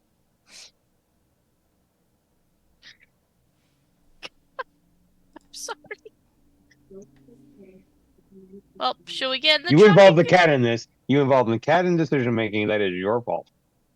Never be sorry for the chaos. I live for the chaos. should we get in the truck then? Let's uh let's Let's, see if let's let's see if the brigadier could give us some more tea and cookies and then get in the truck. So here's so just to be certain, you're going to drive yourself there. How do you drive yourself there? Just to be 100% certain with how that works. We don't know where, that's the thing. We don't know the exact location of that gate in Essen. We just Oh, know that's that a it's problem. outside of Essen. Oh, never mind. I thought we knew where it was. Okay. We Yeah, know that you stayed in the forest. You only listened to the radio. You knew you were outside of Essen because you heard the German. You were able to figure it out. we had star pictures, didn't we? Were we able to figure that out or not? No, you only range found that one by the radio. Okay. That was So the I first portal guess you went through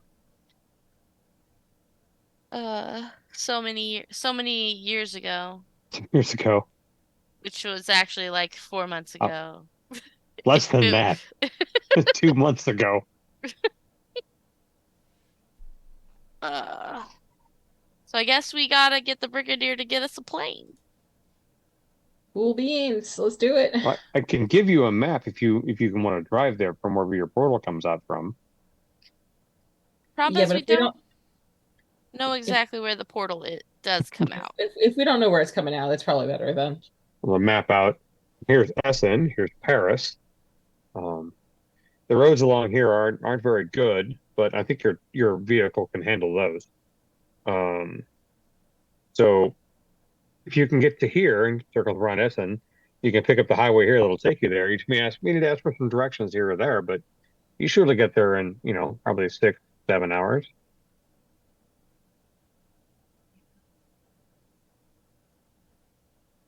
Do we trust our navigation skills? How good are our navigation You skills? are an astronaut.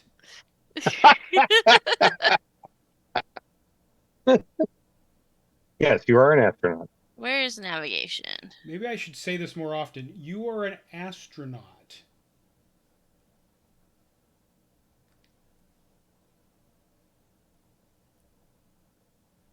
Actually, it's under. There's so many things. Sorry. Survival.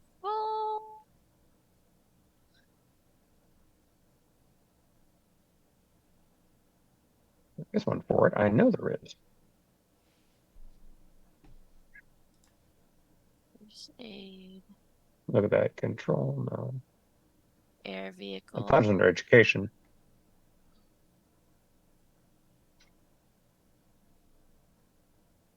I would give you a choice of survival or deduction. Well, survival's better.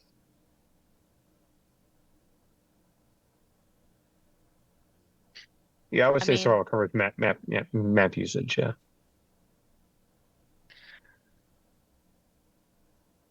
So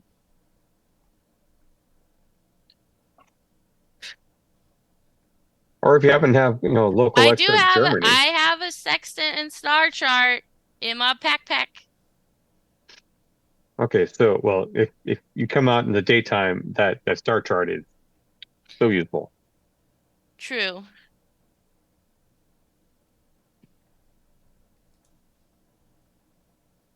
I asked the brigadier if we can have a compass. Sure, here's a compass, no problem. You got your compass? Compasses don't work the same. Yeah, compass works the same here. But I mean, yeah, ask him for a compass because I don't have a compass. Um, So yeah, they can provide you a compass, no problem. let's do this thing. Okay, so the plan is to, just a reference, you're going to drive back onto the platform, drive through the SM portal, make it to a road, and take that southwest to Paris. Why Yes. are we doing this? I don't know. Why don't we want to fly there? Why? Equipment, you wanted to take your equipment with you in case things went sideways? My logic was we'd have our equipment and we can make a fast getaway. But if you guys would prefer just flying, we can just be done with this in 2 hours, then we can just do that. I think it's probably smarter to fly. I'm a little nervous. Yes, I'm an astronaut, but I'm a little nervous about what the dice do to me. To try and navigate our way from where we don't have a solid location of where we pop out in the portal.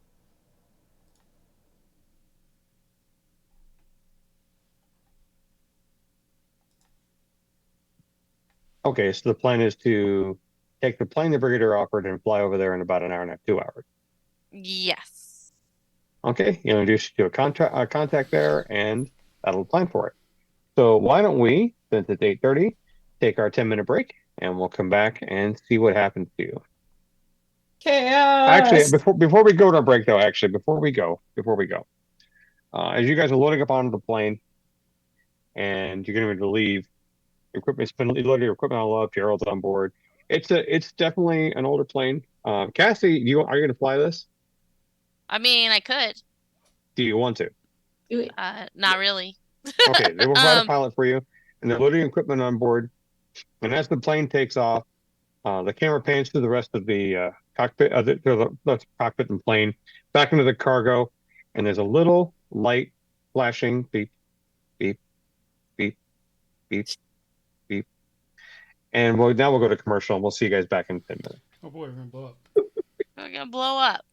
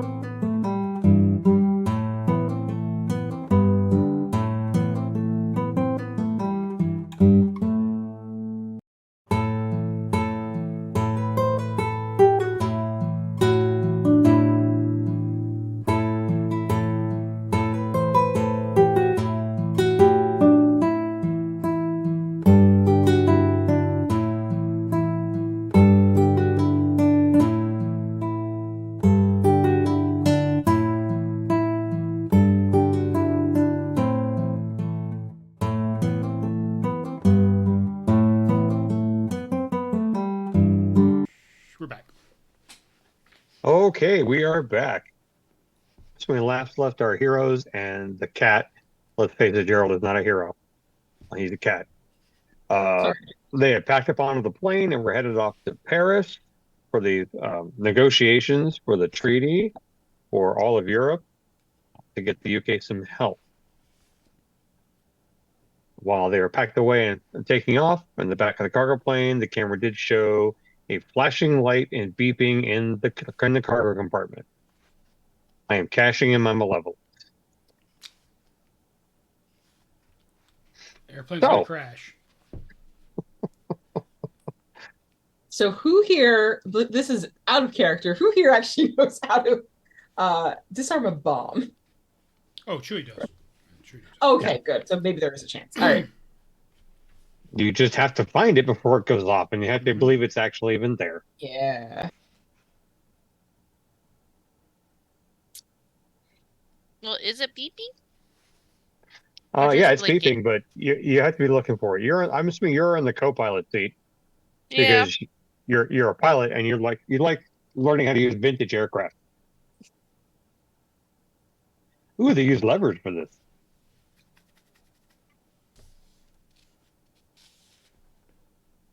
So you're watching them fly the plane. What are Chewie and Yuki doing? Oh, I forgot. Yeah, Chewie doesn't fly. I completely forgot about that. Yeah, Chewie doesn't get in airplanes. Oh, well, we'll have to roll that all back. If you want Chewie to go, we'll have to go either by boat or via Essen. But yeah, Chewie doesn't fly. You guys can. You're perfectly fine. You guys can fly wherever you want. But yeah, Chewie doesn't do that. Yeah, they're going to Mr. T it. You can Mr. T him. Mr. T it. Like they had to drug him to get him to Antarctica.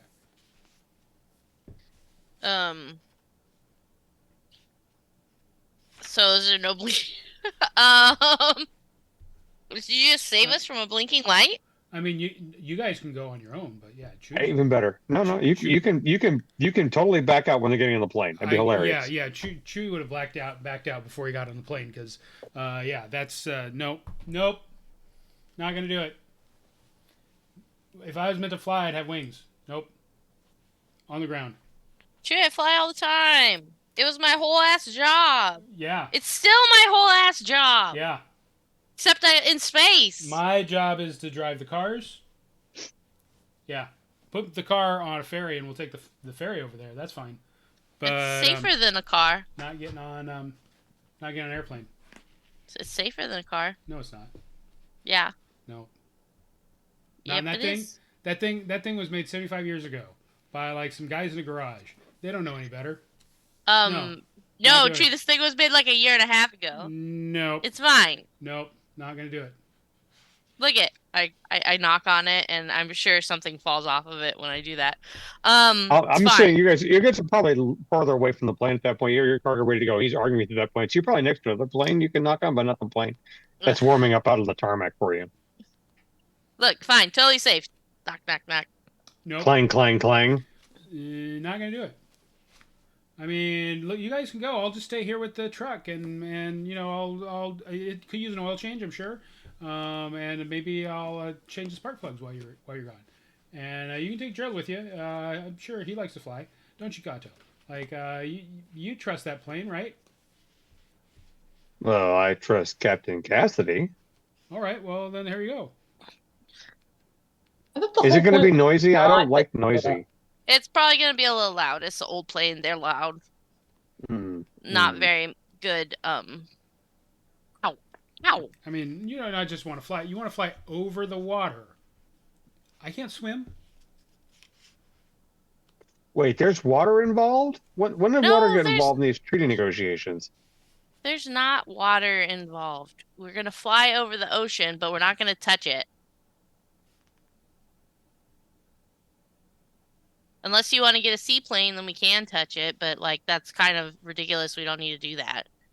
And as soon as you say do that, the plane on the tarmac is warming up to explode. Oh, well, I guess we're not taking the plane then. Splinters. See what now, I'm going to charge. I'm going to charge you guys a benevolence to negate the malevolence, because that way Chewie can go back and do this. Okay. Seems only fair. That's fair. I'm okay with that. Yeah, that was on the old character sheet when we had to have like character traits. Right. That's That fine. got lost in the translation of the new sheet. Is that Chewie does not fly. Okay. Well, good to remember. So, Chewie uh, hates cops and he doesn't fly. Those are his two weaknesses. okay, Is hating cops a weakness though? Really? it can be when you're dealing with the play. It's already coming to play one.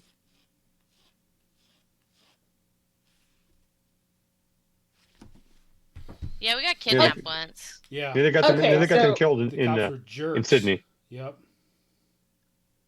well, I guess new plan. We're driving, so we're gonna figure out how to get there. So we got to figure out. I mean, we could take a boat. Like the channel's not that far.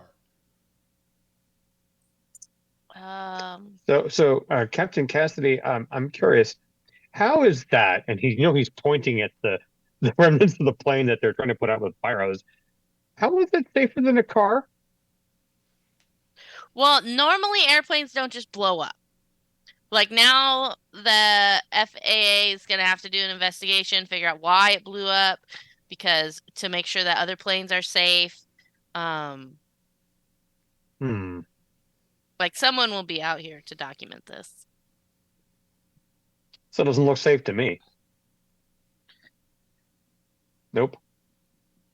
I'm with Chewie. I stay on the ground. Gerald, I've flown like 400 bazillion planes before. God knows where it's at. We don't get in planes that are flying. I'll jump, but no. That's too noisy and too high, and it involves water. I'm not doing it. Well, the And boat's gonna be explosives, apparently. closer to water than the plane. You've ridden boats before, though, Gato. Boats are Yeah. okay. They're like cars on the water. We'll get you a life jacket if you like. I'll wear a life jacket because I can't swim. Okay, boat with car in it. Okay, I can do this. I can do this.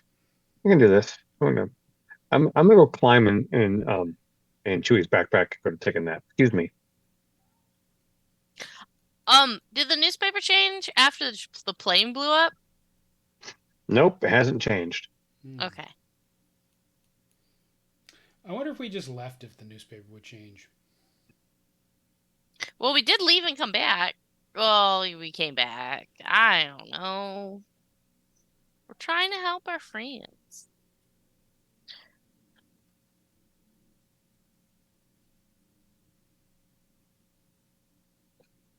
Which So is it- friends? The brigadier general.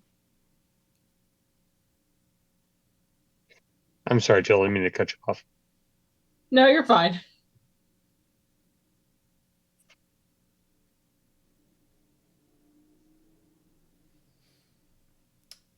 I mean, these guys are British. They should have James Bond do this.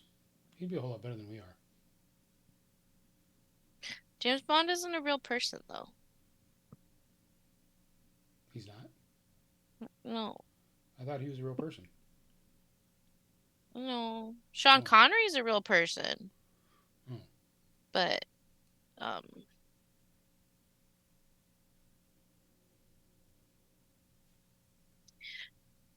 don't you know how movies work, Chewie? Yes, I know how movies work, and some of them are about real people.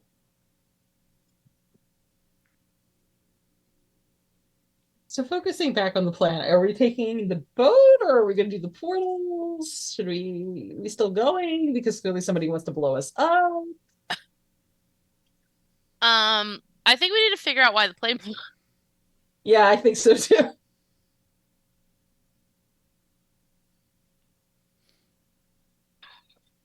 Are things still on fire or have they stopped being on I fire? mean, Oh, they were gonna get the hose to it, and they put it all out. Okay, good. who even knows that we're here or that we were going to take that airplane? That seems like it'd be kind of important to know. Like if there's a leak or there's a spy among us that would be setting a bomb and to blow us up, we should probably have to know that. If there's spies here, then they could be telling the SSA guys that what we're doing, And then that might be why the invasion happens, right? Is because they're trying to stop us. So who was around when we were talking about our plan to have Gerald sweet talk everybody? The brigadier was in the same room with you guys, and that was it. The only people who've been in and out of that room are the brigadier and his corporal, who's pretty much shuffled you around since you got there. He got you out to the radar station and brought you back the first time.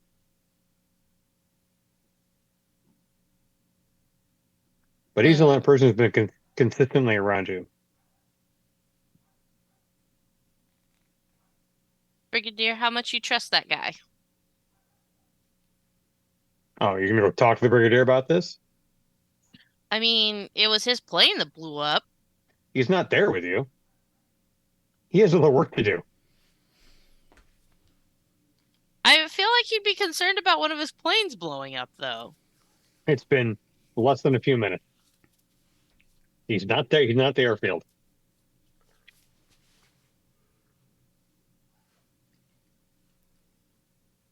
It's you, a few other UI soldiers, and the corporal who's actually in charge of making sure you get ferried back and forth everywhere. And I haven't named him because that hasn't been important until now. You never asked his name, so it's not really that important. Not been that important. I think his name is Barry, personally, but that's just me. His name's General Eric. No, Eric's not there.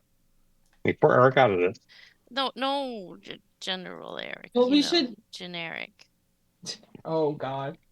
No. His name's Bobby Generic.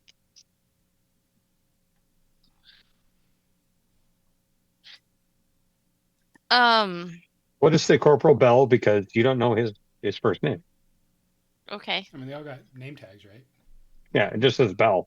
All right. You really haven't asked his name at all. You just do him as a corporal.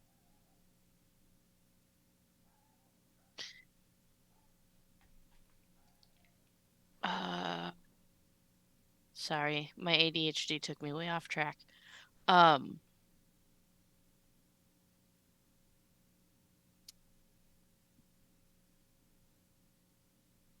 So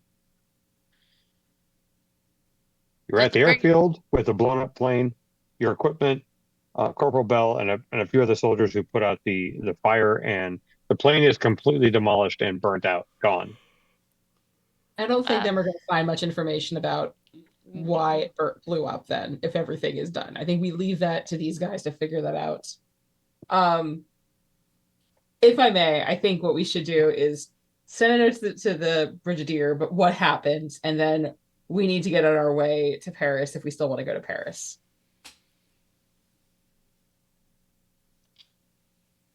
Yeah, that sounds like a plan. Okay. Personally, from this experience, maybe we should do driving through the portal thing to do that, just because clearly if we use any other thing, it may blow up. Yeah. Okay. All right. All right. So map in hand, you get Corporal Bell to drive you back to HQ. You pick up your Humvee and you drive through the portal back onto the platform. So you're going to take the Essen portal. Yeah. And which Yuki's never been through, but you guys remember you pull through it. It's a forest. It's just before dawn. Actually, it is dawn actually at this point. And there is no portal. The portal ring is actually there. It's part of. It's been engulfed in these rocks. You come off a little farther down these rocks, and you're in the belly of the forest. There's trees. It's really calm and peaceful. Everything is wet. But in reality, you have no idea where you are. All right, Captain. Okay. Read the stars. Well, there are no stars. It's daytime. Oh, that's right. Never mind.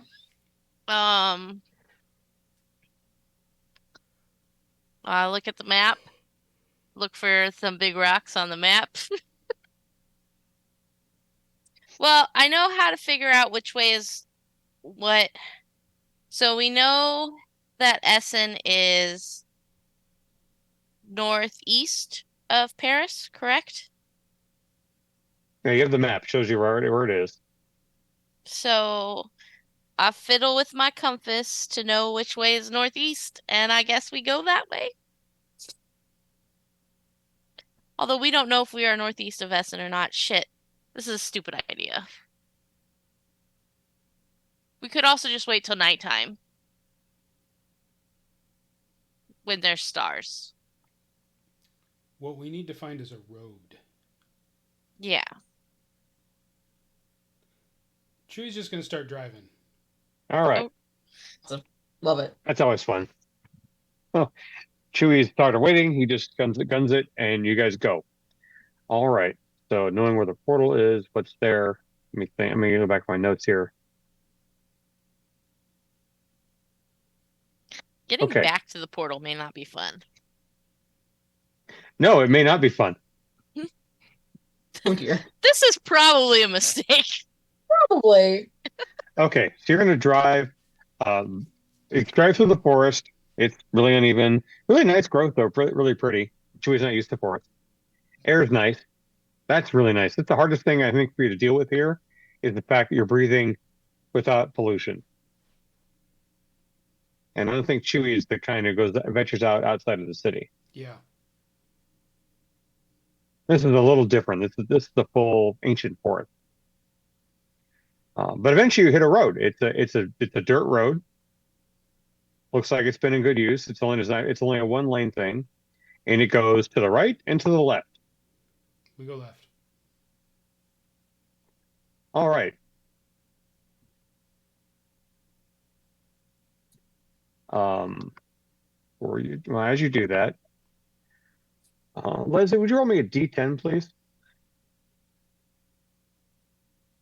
What?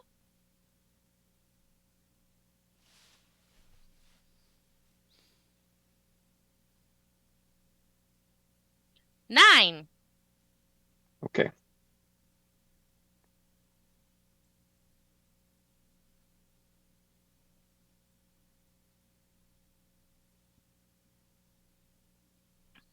All right. So that's just from my note for later. We're following You the turn road left. until we find a sign. Tells us where we're at. I had to close that window, didn't I?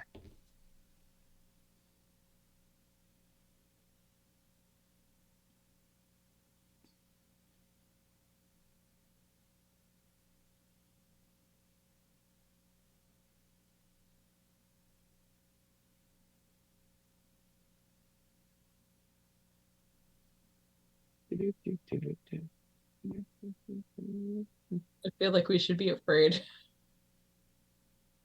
Best part about this is I know exactly where you're at.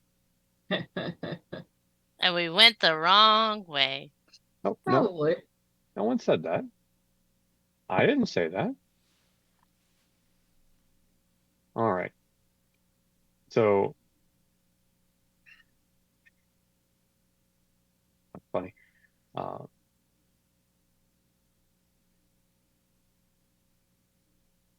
Right. So eventually you get to a sign that it lists a highway number that you don't quite understand. But is it on the map? It's on the map, and it's the Rosenstrasse, and there is a notation on the sign for the where is it? Karl Heinz Brewery, just ahead on the right. And Rosenstrasse will if you digging it up, make me a survival check. Cassidy.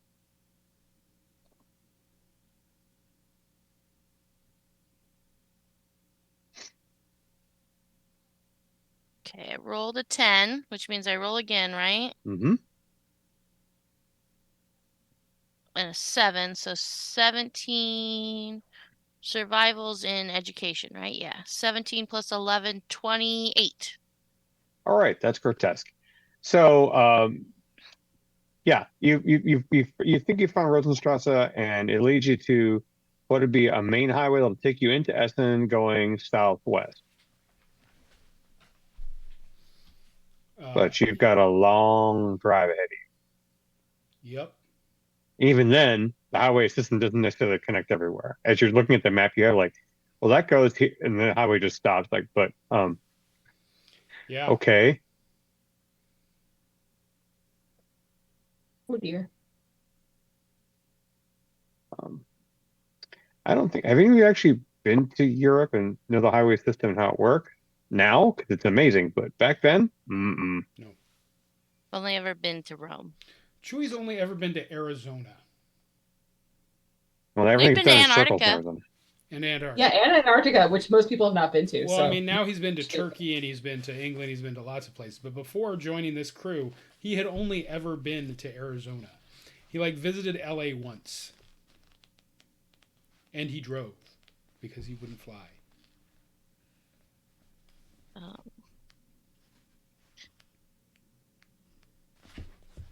I don't know that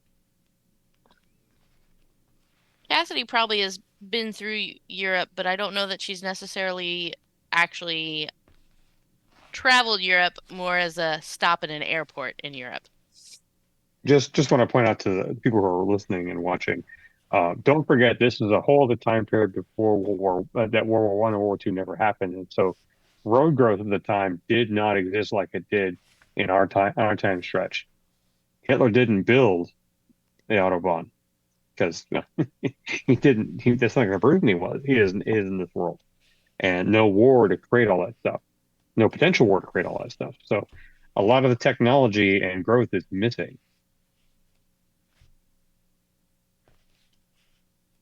how good is our truck with off going It's a off? Humvee. It's fine. Okay, that's good to know. We've got a winch. It's All right. we have extra. It's not really off-roading. It's just confusing. Look at roads look at roads in Great Britain and how crazy they are when you literally get into the weeds, into the hedges. It's nutty.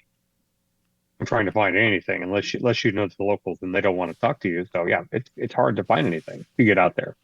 This is kind of the same way. There's lots of little roads leading everywhere. But eventually, with that kind of role, you can find your way through the town of Essen, which is really cute if you want to stop and get something to drink or eat. That's all Nice. the menu you have. So do you plan on stopping at any point? You can try and drive straight through all the way to Paris. That's a long drive even by today's standards. I mean, I feel like we got to stop at least once for snacks and things. But Gotta feed the kitty some tuna.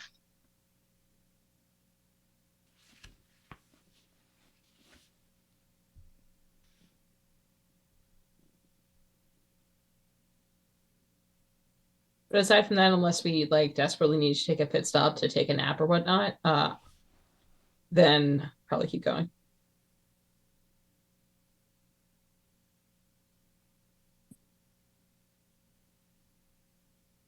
That's a long way through back roads.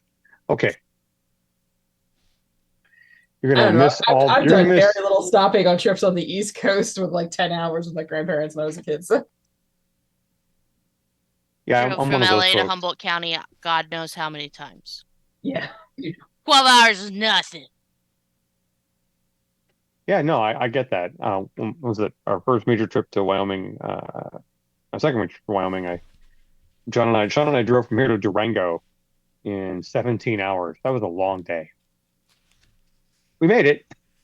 I don't know how I made it, but I drove for a 17 hour. It took me 15 hours plus breaks because if I didn't get out of the car, I wouldn't have legs. But anyway, yeah, it's gonna be a long drive to get there. You're gonna miss a lot of the major towns based on the map you have. So you can stop and take breaks. No one's on to you at this point. We're gonna have to get across the border. Into Belgium and then into France. And again, let's see, hang on. because I don't think Belgium will care, but I'm pretty sure France might care. Check this.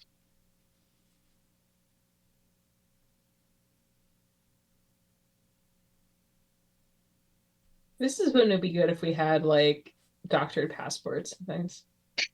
Okay, so you guys slipped into Belgium, no problem. You're running the back roads there, and come on, that can I have that? Taken this train ride before, so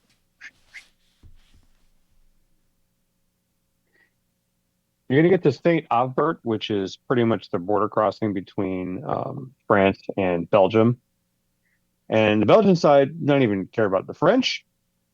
They're all up in there guarding the gate glory.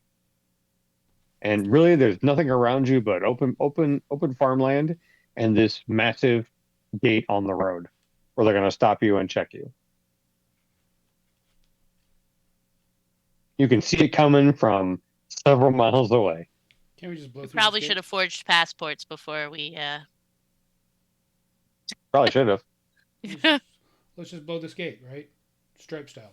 Right through it.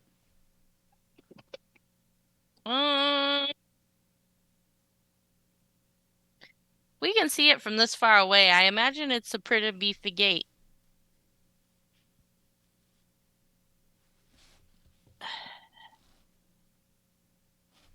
I want to think of convoy now. So I crashed the gate We're doing on a great 98. big convoy. Ain't she a beautiful convoy? Okay, so you're gonna just blow right through the gate? Is that what you? That's the only thing I heard so far. And unless somebody has a better plan, that's what Chew's doing. We don't have. We didn't think to get any documentation saying who the hell we were to go to France, did we? Nope. No, Okay, good. All right. We are good at having full formed plans. Very clearly. Shit. that's my Fringeworthy team. Plans, fuck it. All right. So unless someone says otherwise, Chewie said he's gonna blow right through the gate and just keep going. Yep. What's worse could happen? So the French guards are there looking very regal in their outfit because they're obviously military technology a little lower than the British, but they're also looking fancy. They've got like double-breasted coats and sabers. Yeah, it's very Napoleonic in the way they look. You got the sabers. They have guns. Don't get me wrong. They have full on automatic rifles. They just they look more fancy. And the little guard gate is down with universal stop sign Is on it it. like literally just an arm? It's an arm with little danglies in front of it. Yeah. Oh, we can run that, no problem. From that, we could also, if you want to have some fun, we could like try to convince them that we're actually supposed to be here. We have diplomatic immunity. Do either of you guys speak French? No. Then I'm gonna No. bust the gate. Okay. Okay. I So mean, Chewie guns it and drives to the gate. I'm gonna make me a driving roll anyway, just to be safe, because it is a gate and you are going through it. Well, I didn't roll a 1. Okay. can't go under it. Can't go around it. So you just gun it and you run the Humvee right into that, and the guys are looking at you like, all right, and they're looking at you like, what the hell is that? First of all, coming at us because that's a vehicle they've never seen before. Yep. Shit, we're And gonna change the newspaper right now. they're screaming at you to stop, Chewie, stop, and you guys are hearing them in French, stop. Nope. And as you I'm hit gonna the lay on gate, the horn. they dive out of the way. I'm gonna lay on the horn. Just No guys. brakes! No brakes! Gerald is sitting up on the seat in between, looking. He wants to watch this. He's never done this before. Well, we're in France now. Now, Boom! You go right through the gate. every road in France has to lead to Paris, right? Yes, actually, it does. And so you blow through that gate, and they actually draw their weapons and shoot at you, but it's the Humvee, so before you can hit you, you're gone. And you hear the shots, but they don't even hit the vehicle. It'd be very funny if on our way back they have literally just finished fixing the gate and we blast through it again. And they're just like, why? Chewie pulled the stripes. If y'all haven't seen Stripes, what's wrong with you? Go watch that movie. Yeah.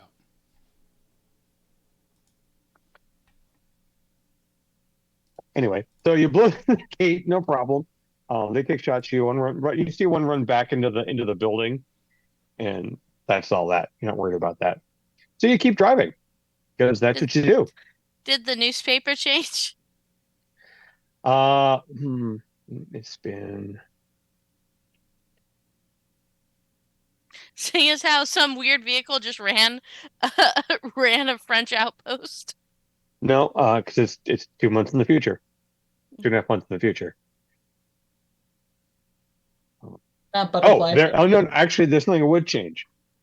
There's a whole article at the bottom. The part of it changes in French. Chewie's driving and wants to take a second to look at it.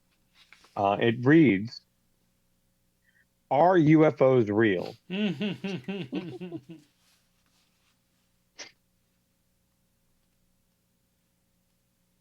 Incredible.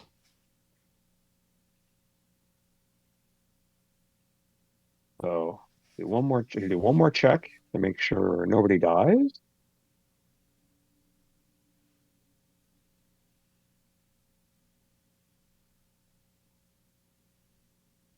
Oh crap! I'm on the wrong thing. I'm so sorry, gang. I'm on the pen and paper thing.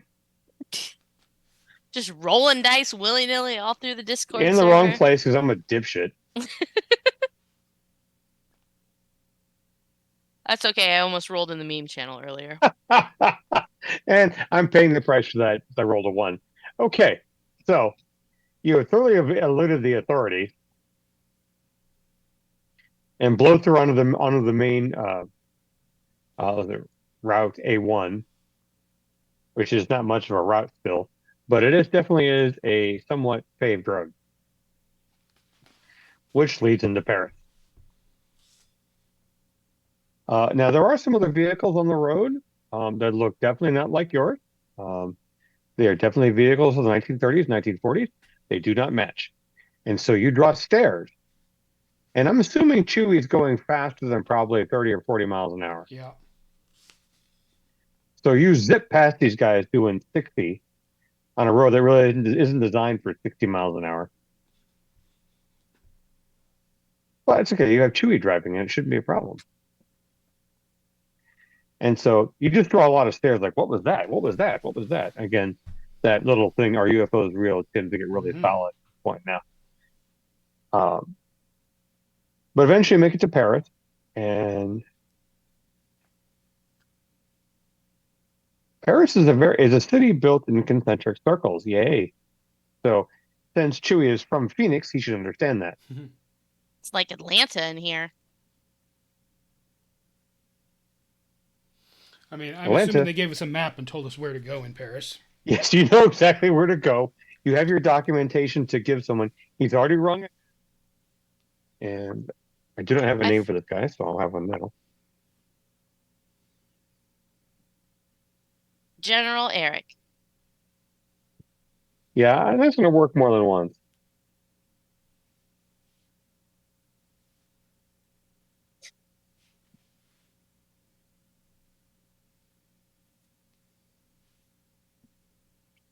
I'm guessing they sent a telegram to this guy, told him to expect a bunch of weirdos in a weird vehicle. Oh yeah, he's given all your descriptions, your names, so it shouldn't be a problem. And I cannot find the name that I need.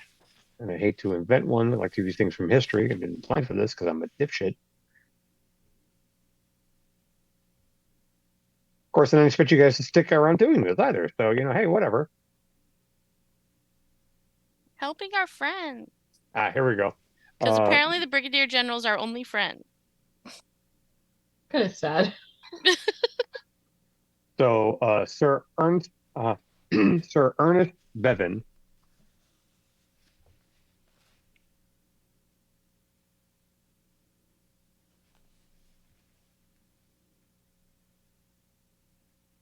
He's in charge of the British negotiation. All right. Hello, sir. Let us introduce you to our secret weapon. And I point to Gerald. So you guys get to the location. You go through security. Are you bringing all your gear with you through security? Because they're going to look funny at those weapons, probably. I'm not. I think But- I would have concealed my weapon. Because I imagine that I'm now back in my blue dress, my blue 1949 dress. Okay. No, Chewie takes his rifle. Okay. We've fallen for that trap before. I have my pistol, it's just concealed. And then in my Okay. my little wicker purse, I have my calculator and some tools and other stuff. And your gun hidden up on that fun lake holster. Yeah. That is not as comfortable as people think it would possibly be. It rubs on everything. Anyway. Okay. Just trying to get time set. They escort you upstairs. The military attaché with him is like looks at Chewie and his weapon and is like, no, we can't bring that inside. I don't know what your problem is. This is a scientific instrument with a trigger on it. Looks down at his grease gun, looks up at your assault rifle. And a detachable That looks box far more magazine. dangerous than what I'm carrying. Yeah. So do you want to try and stop me? I don't want to start a shooting war inside of a diplomatic mission. Do you? Neither do I. That would be a terrible thing. All right. Would you stay here, Corporal? I'm going to escort them.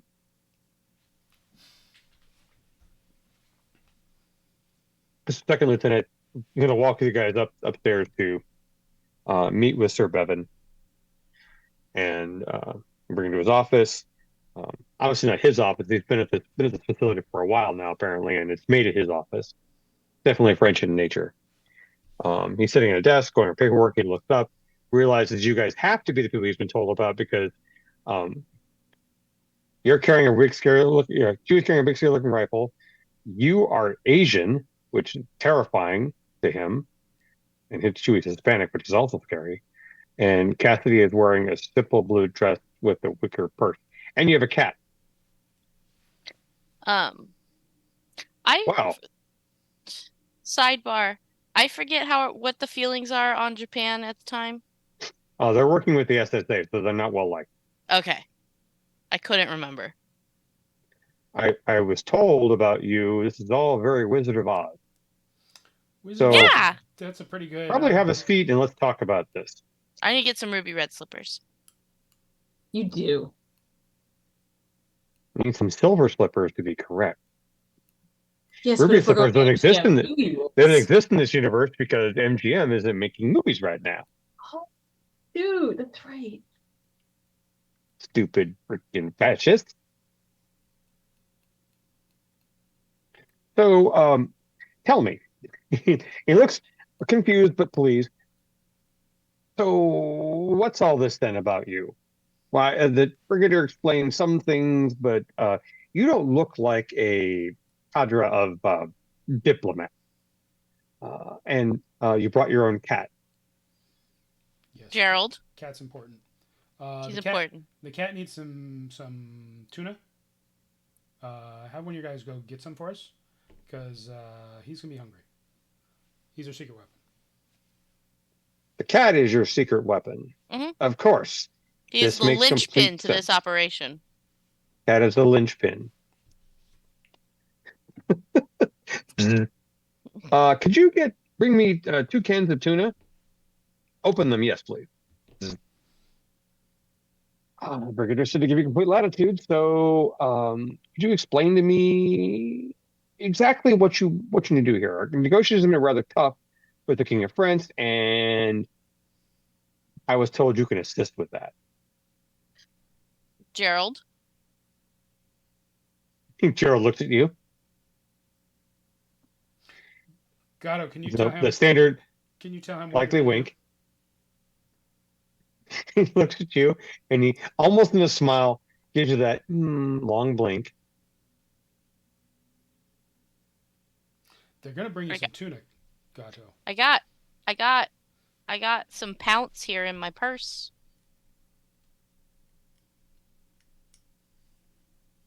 And we Oh, came but you should all this. explain it to him. We It came should be all much this. funnier that We way. came all this way to help these people, Gato. And they're gonna be nice enough Oh to no, get you some tuna. I just think Also, that you should. He's listening to Chewy meow at the cat, right? Yeah.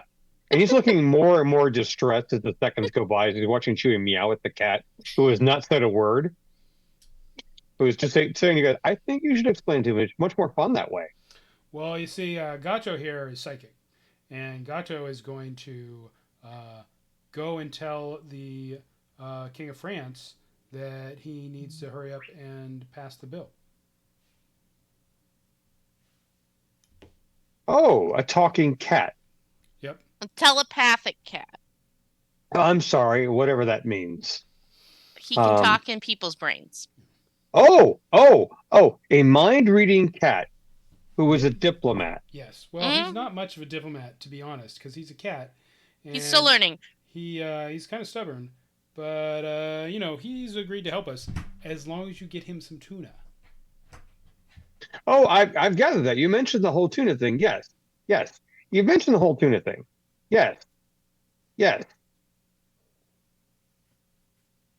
We've ordered the tuna for you. Like, I don't know. I don't see what the problem here is. We get him some tuna. We give the kitty some tuna, and then he will wander help into us the out. king's. He'll wander into the king's quarters or whatever. He's the perfect spy because nobody expects a cat to be spying on them. It's almost like he's the Spanish Inquisition. He will come and help us, and then you'll get your treaty signed, and then we can go home, which is all that we really want at this point. Oh, okay. So the mind-reading talking cat is going to sneak in and go into the King of France that he has to do. Just because you're going to feed. Jill, would you have Yuki make me a human perception roll? sure. Let's see. Well, I rolled a 9 and my perception. Okay. This man, one, does not believe you guys for a second. Two, he thinks you're completely fucking insane. And he's trying to figure out how this got past anyone's radar into his building. That you're going to put everything he's worked into jeopardy. He is so incredulous. He's trying not to lose his cool. Yuki is going to grab the newspaper and just walk over and say, I know this sounds ridiculous. We found this in our travels. This is from the future. We are trying to prevent this. I know this all sounds insane, but I promise we are trying to assist and make everything better. And the worst that can happen is you feed this cat some tuna, he wanders into the King of France and he starts sneezing or something. Like, it's not going to, I promise this is not going to make things worse. Because we're going to use all our benevolences to not make it worse. Exactly. Okay. So you're going to show him the newspaper. Yes. And he looks at the newspaper because you were kind and handed it to him. This is our proof. French. Takes his reading glasses out, puts them on.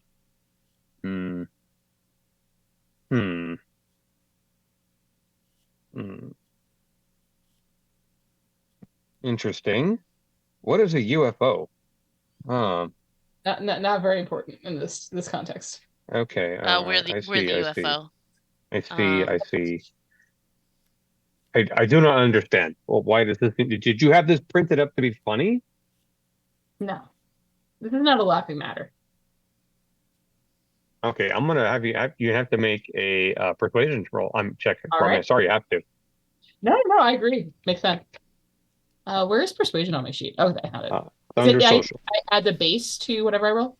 Yeah, you use the base to whatever you roll. Okay, so I have a 12 base. And I rolled a 4, so that's a 16. Okay.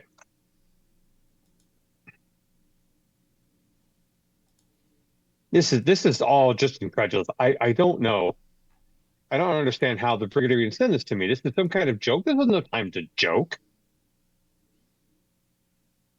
Gerald is just sitting there watching the chaos. Gerald. Yuki just looks at this cat and is like, "Okay, seriously, we could really use your assistance. I will get you whatever you want later on. Can you please help here?" Chewie. Get you. He meows and basically says, "Do I have to?" Yes, This yes, is so Gato, fun. we need this. Okay. You He do. gets up and stretches, You and he agreed to go slowly along with the plan, Gerald. doesn't mean he can't be a cat. Slowly walks over to the desk where the man is standing, jumps up onto the desk, and puts his paw on the Sir Bevan's leg. He says in the group chat, "Hello, welcome to the group chat. I am," and Bevan stumbles back and falls over because who wouldn't at that point? What was that? What was that? That's a new voice. Who's in this room? That's Gerald. That's me.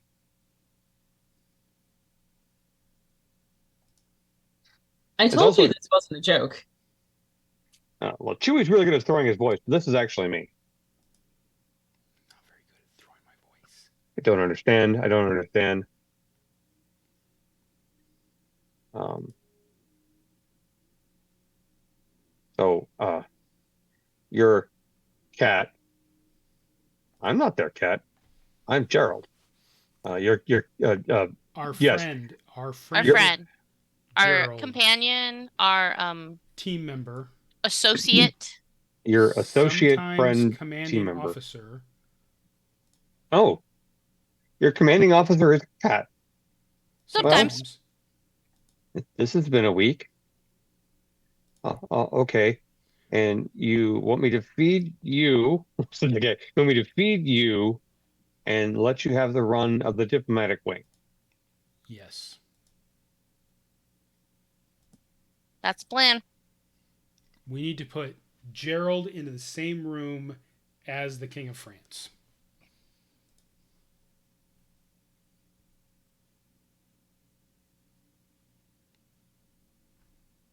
Oh, all right. I see. Well, then let's just make this happen. As someone opens the door, comes in with the fresh tuna on plates. Because they're in France, they wouldn't serve it in tin. That's rude. Gerald jumps down and runs over and immediately eats the tuna off the plate before it's even set down, pretty much. This is actually pretty good. I'm not much less salty than the ones you guys have. This is actually pretty good. I'd like some more of this. This is okay. As he inhales that plate of fish, like he hasn't eaten in the past 4 hours, 3 hours, 2 hours, or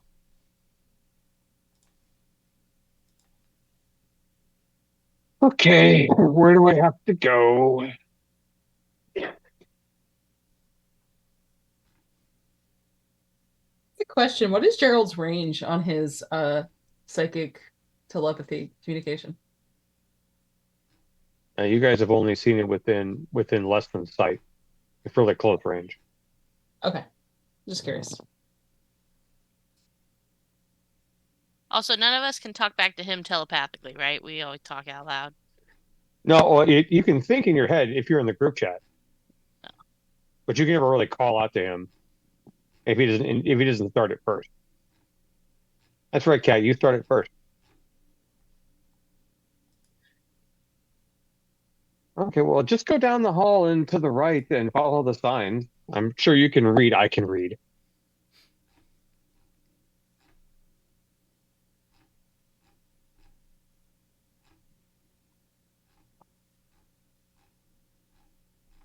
So, as the guy lets the door open, lets the cat out, and Gerald walks off into history, apparently. Hey, Gerald. Good job, Counting on Gerald. you. So we're just going to wait for things to happen. Is that how this works? Yeah, it's usually how it works. Sometimes he comes back with a grenade, but I don't think he's going to do that here. I mean, how many people are really carrying around grenades? But he might come back with a rat or a mouse or Maybe a some little blue bird. bonbons. Sometimes he drops a little blue bird on my seat, and that's pretty terrible. It's gross. I have to clean it up a lot. But now I just keep some extra leather cleaner in the dashboard, so it makes it pretty easy to clean up. But still, it's kind of gross and stinky. But he seems to like it, and he's determined to keep on putting them on my seat, and I don't know why. I see. I see. You are very high strung. I've heard that before.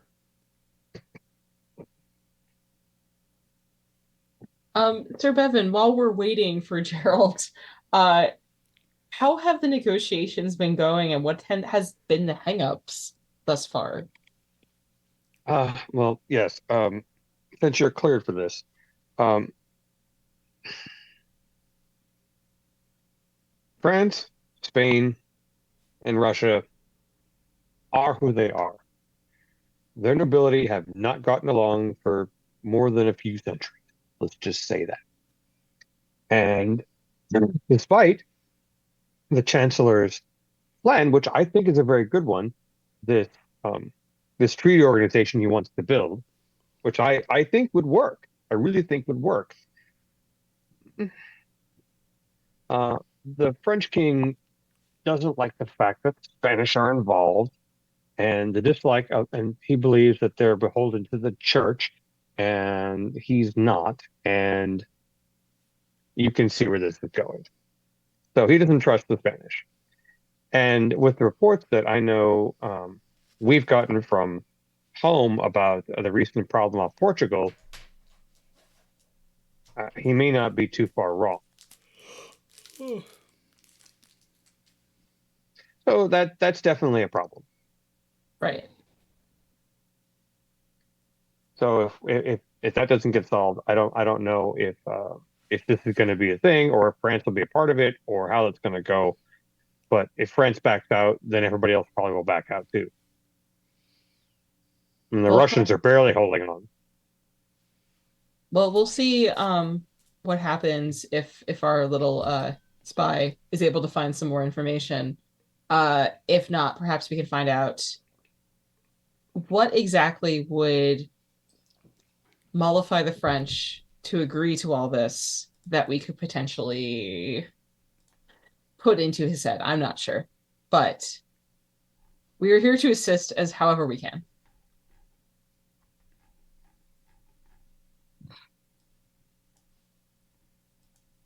Oh, I can't hear you. Yeah, you're muted, Mike. Oh, his headphones died. One moment, everybody. Nope. Mm,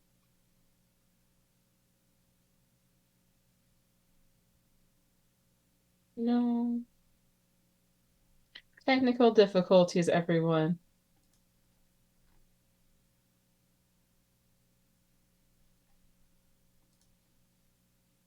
Can you hear me now? Yeah. yes. Yes. Is that better? Uh-huh. Okay, I can hear you. Good. Okay, fantastic. Sorry about that. Apparently my headphones died. As it goes with Bluetooth devices. Apologies for that. Which is funny because I was just about to bring this to a close.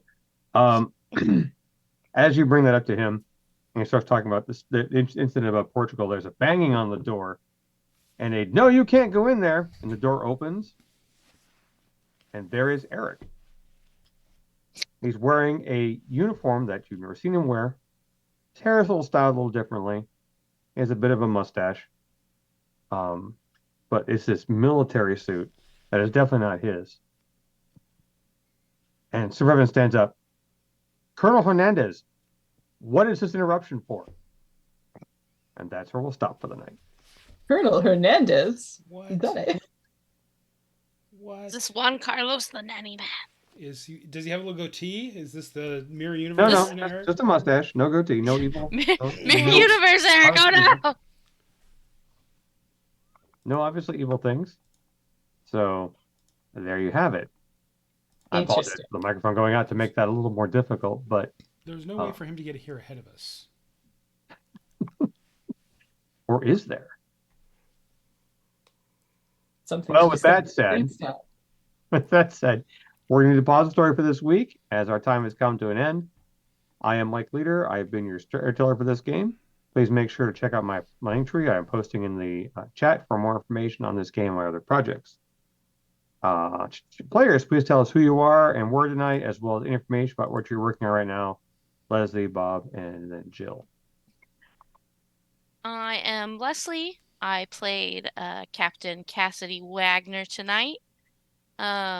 I'm not really up to a whole lot right now. If you were watching last week, I talked about that I have been contacted that I could potentially be the match as a stem cell donor to someone with cancer. Um, and I'm still waiting to hear if I am in fact the best match. Um, but we did get that link for the Be the Match registry on Mike's link tree. So if you are interested in registering, you can go there and they will mail you a kit. You do a little cheek swabby, send it back to them, and then boom, you are in the registry. All right, I'm Bob. I play Chewy. And yeah, I'm not doing any social media, so thanks. Bob's our man of mystery. Yeah. What can we say? I'm Jill. I play Yuki. You can find me at KYJIN on Twitter and Blue Sky if you want to hear me yell about anime and Japanese history. I'm also on TikTok at Books with Dr. Jill, where I yell about books because that's fun. Jill does a lot of yelling. Nice. I like yelling. Yelling is enjoyable for me. I can't Nothing yell wrong at my with job, yelling. so I'll yell online. I'm not going to Also, argue with you. I know better because you like to yell. this is Link. He was working really hard to make us biscuits earlier. Fantastic. Well, next week should see Jim return. As I spoke to him earlier today, he has COVID and is recuperating right now. He's had a long couple months. So we're happy to have him back, hopefully. And we'll look forward to seeing you guys next Monday night, 7 p.m. Pacific. We'll see you all then. Good night. Bye, everybody. Bye.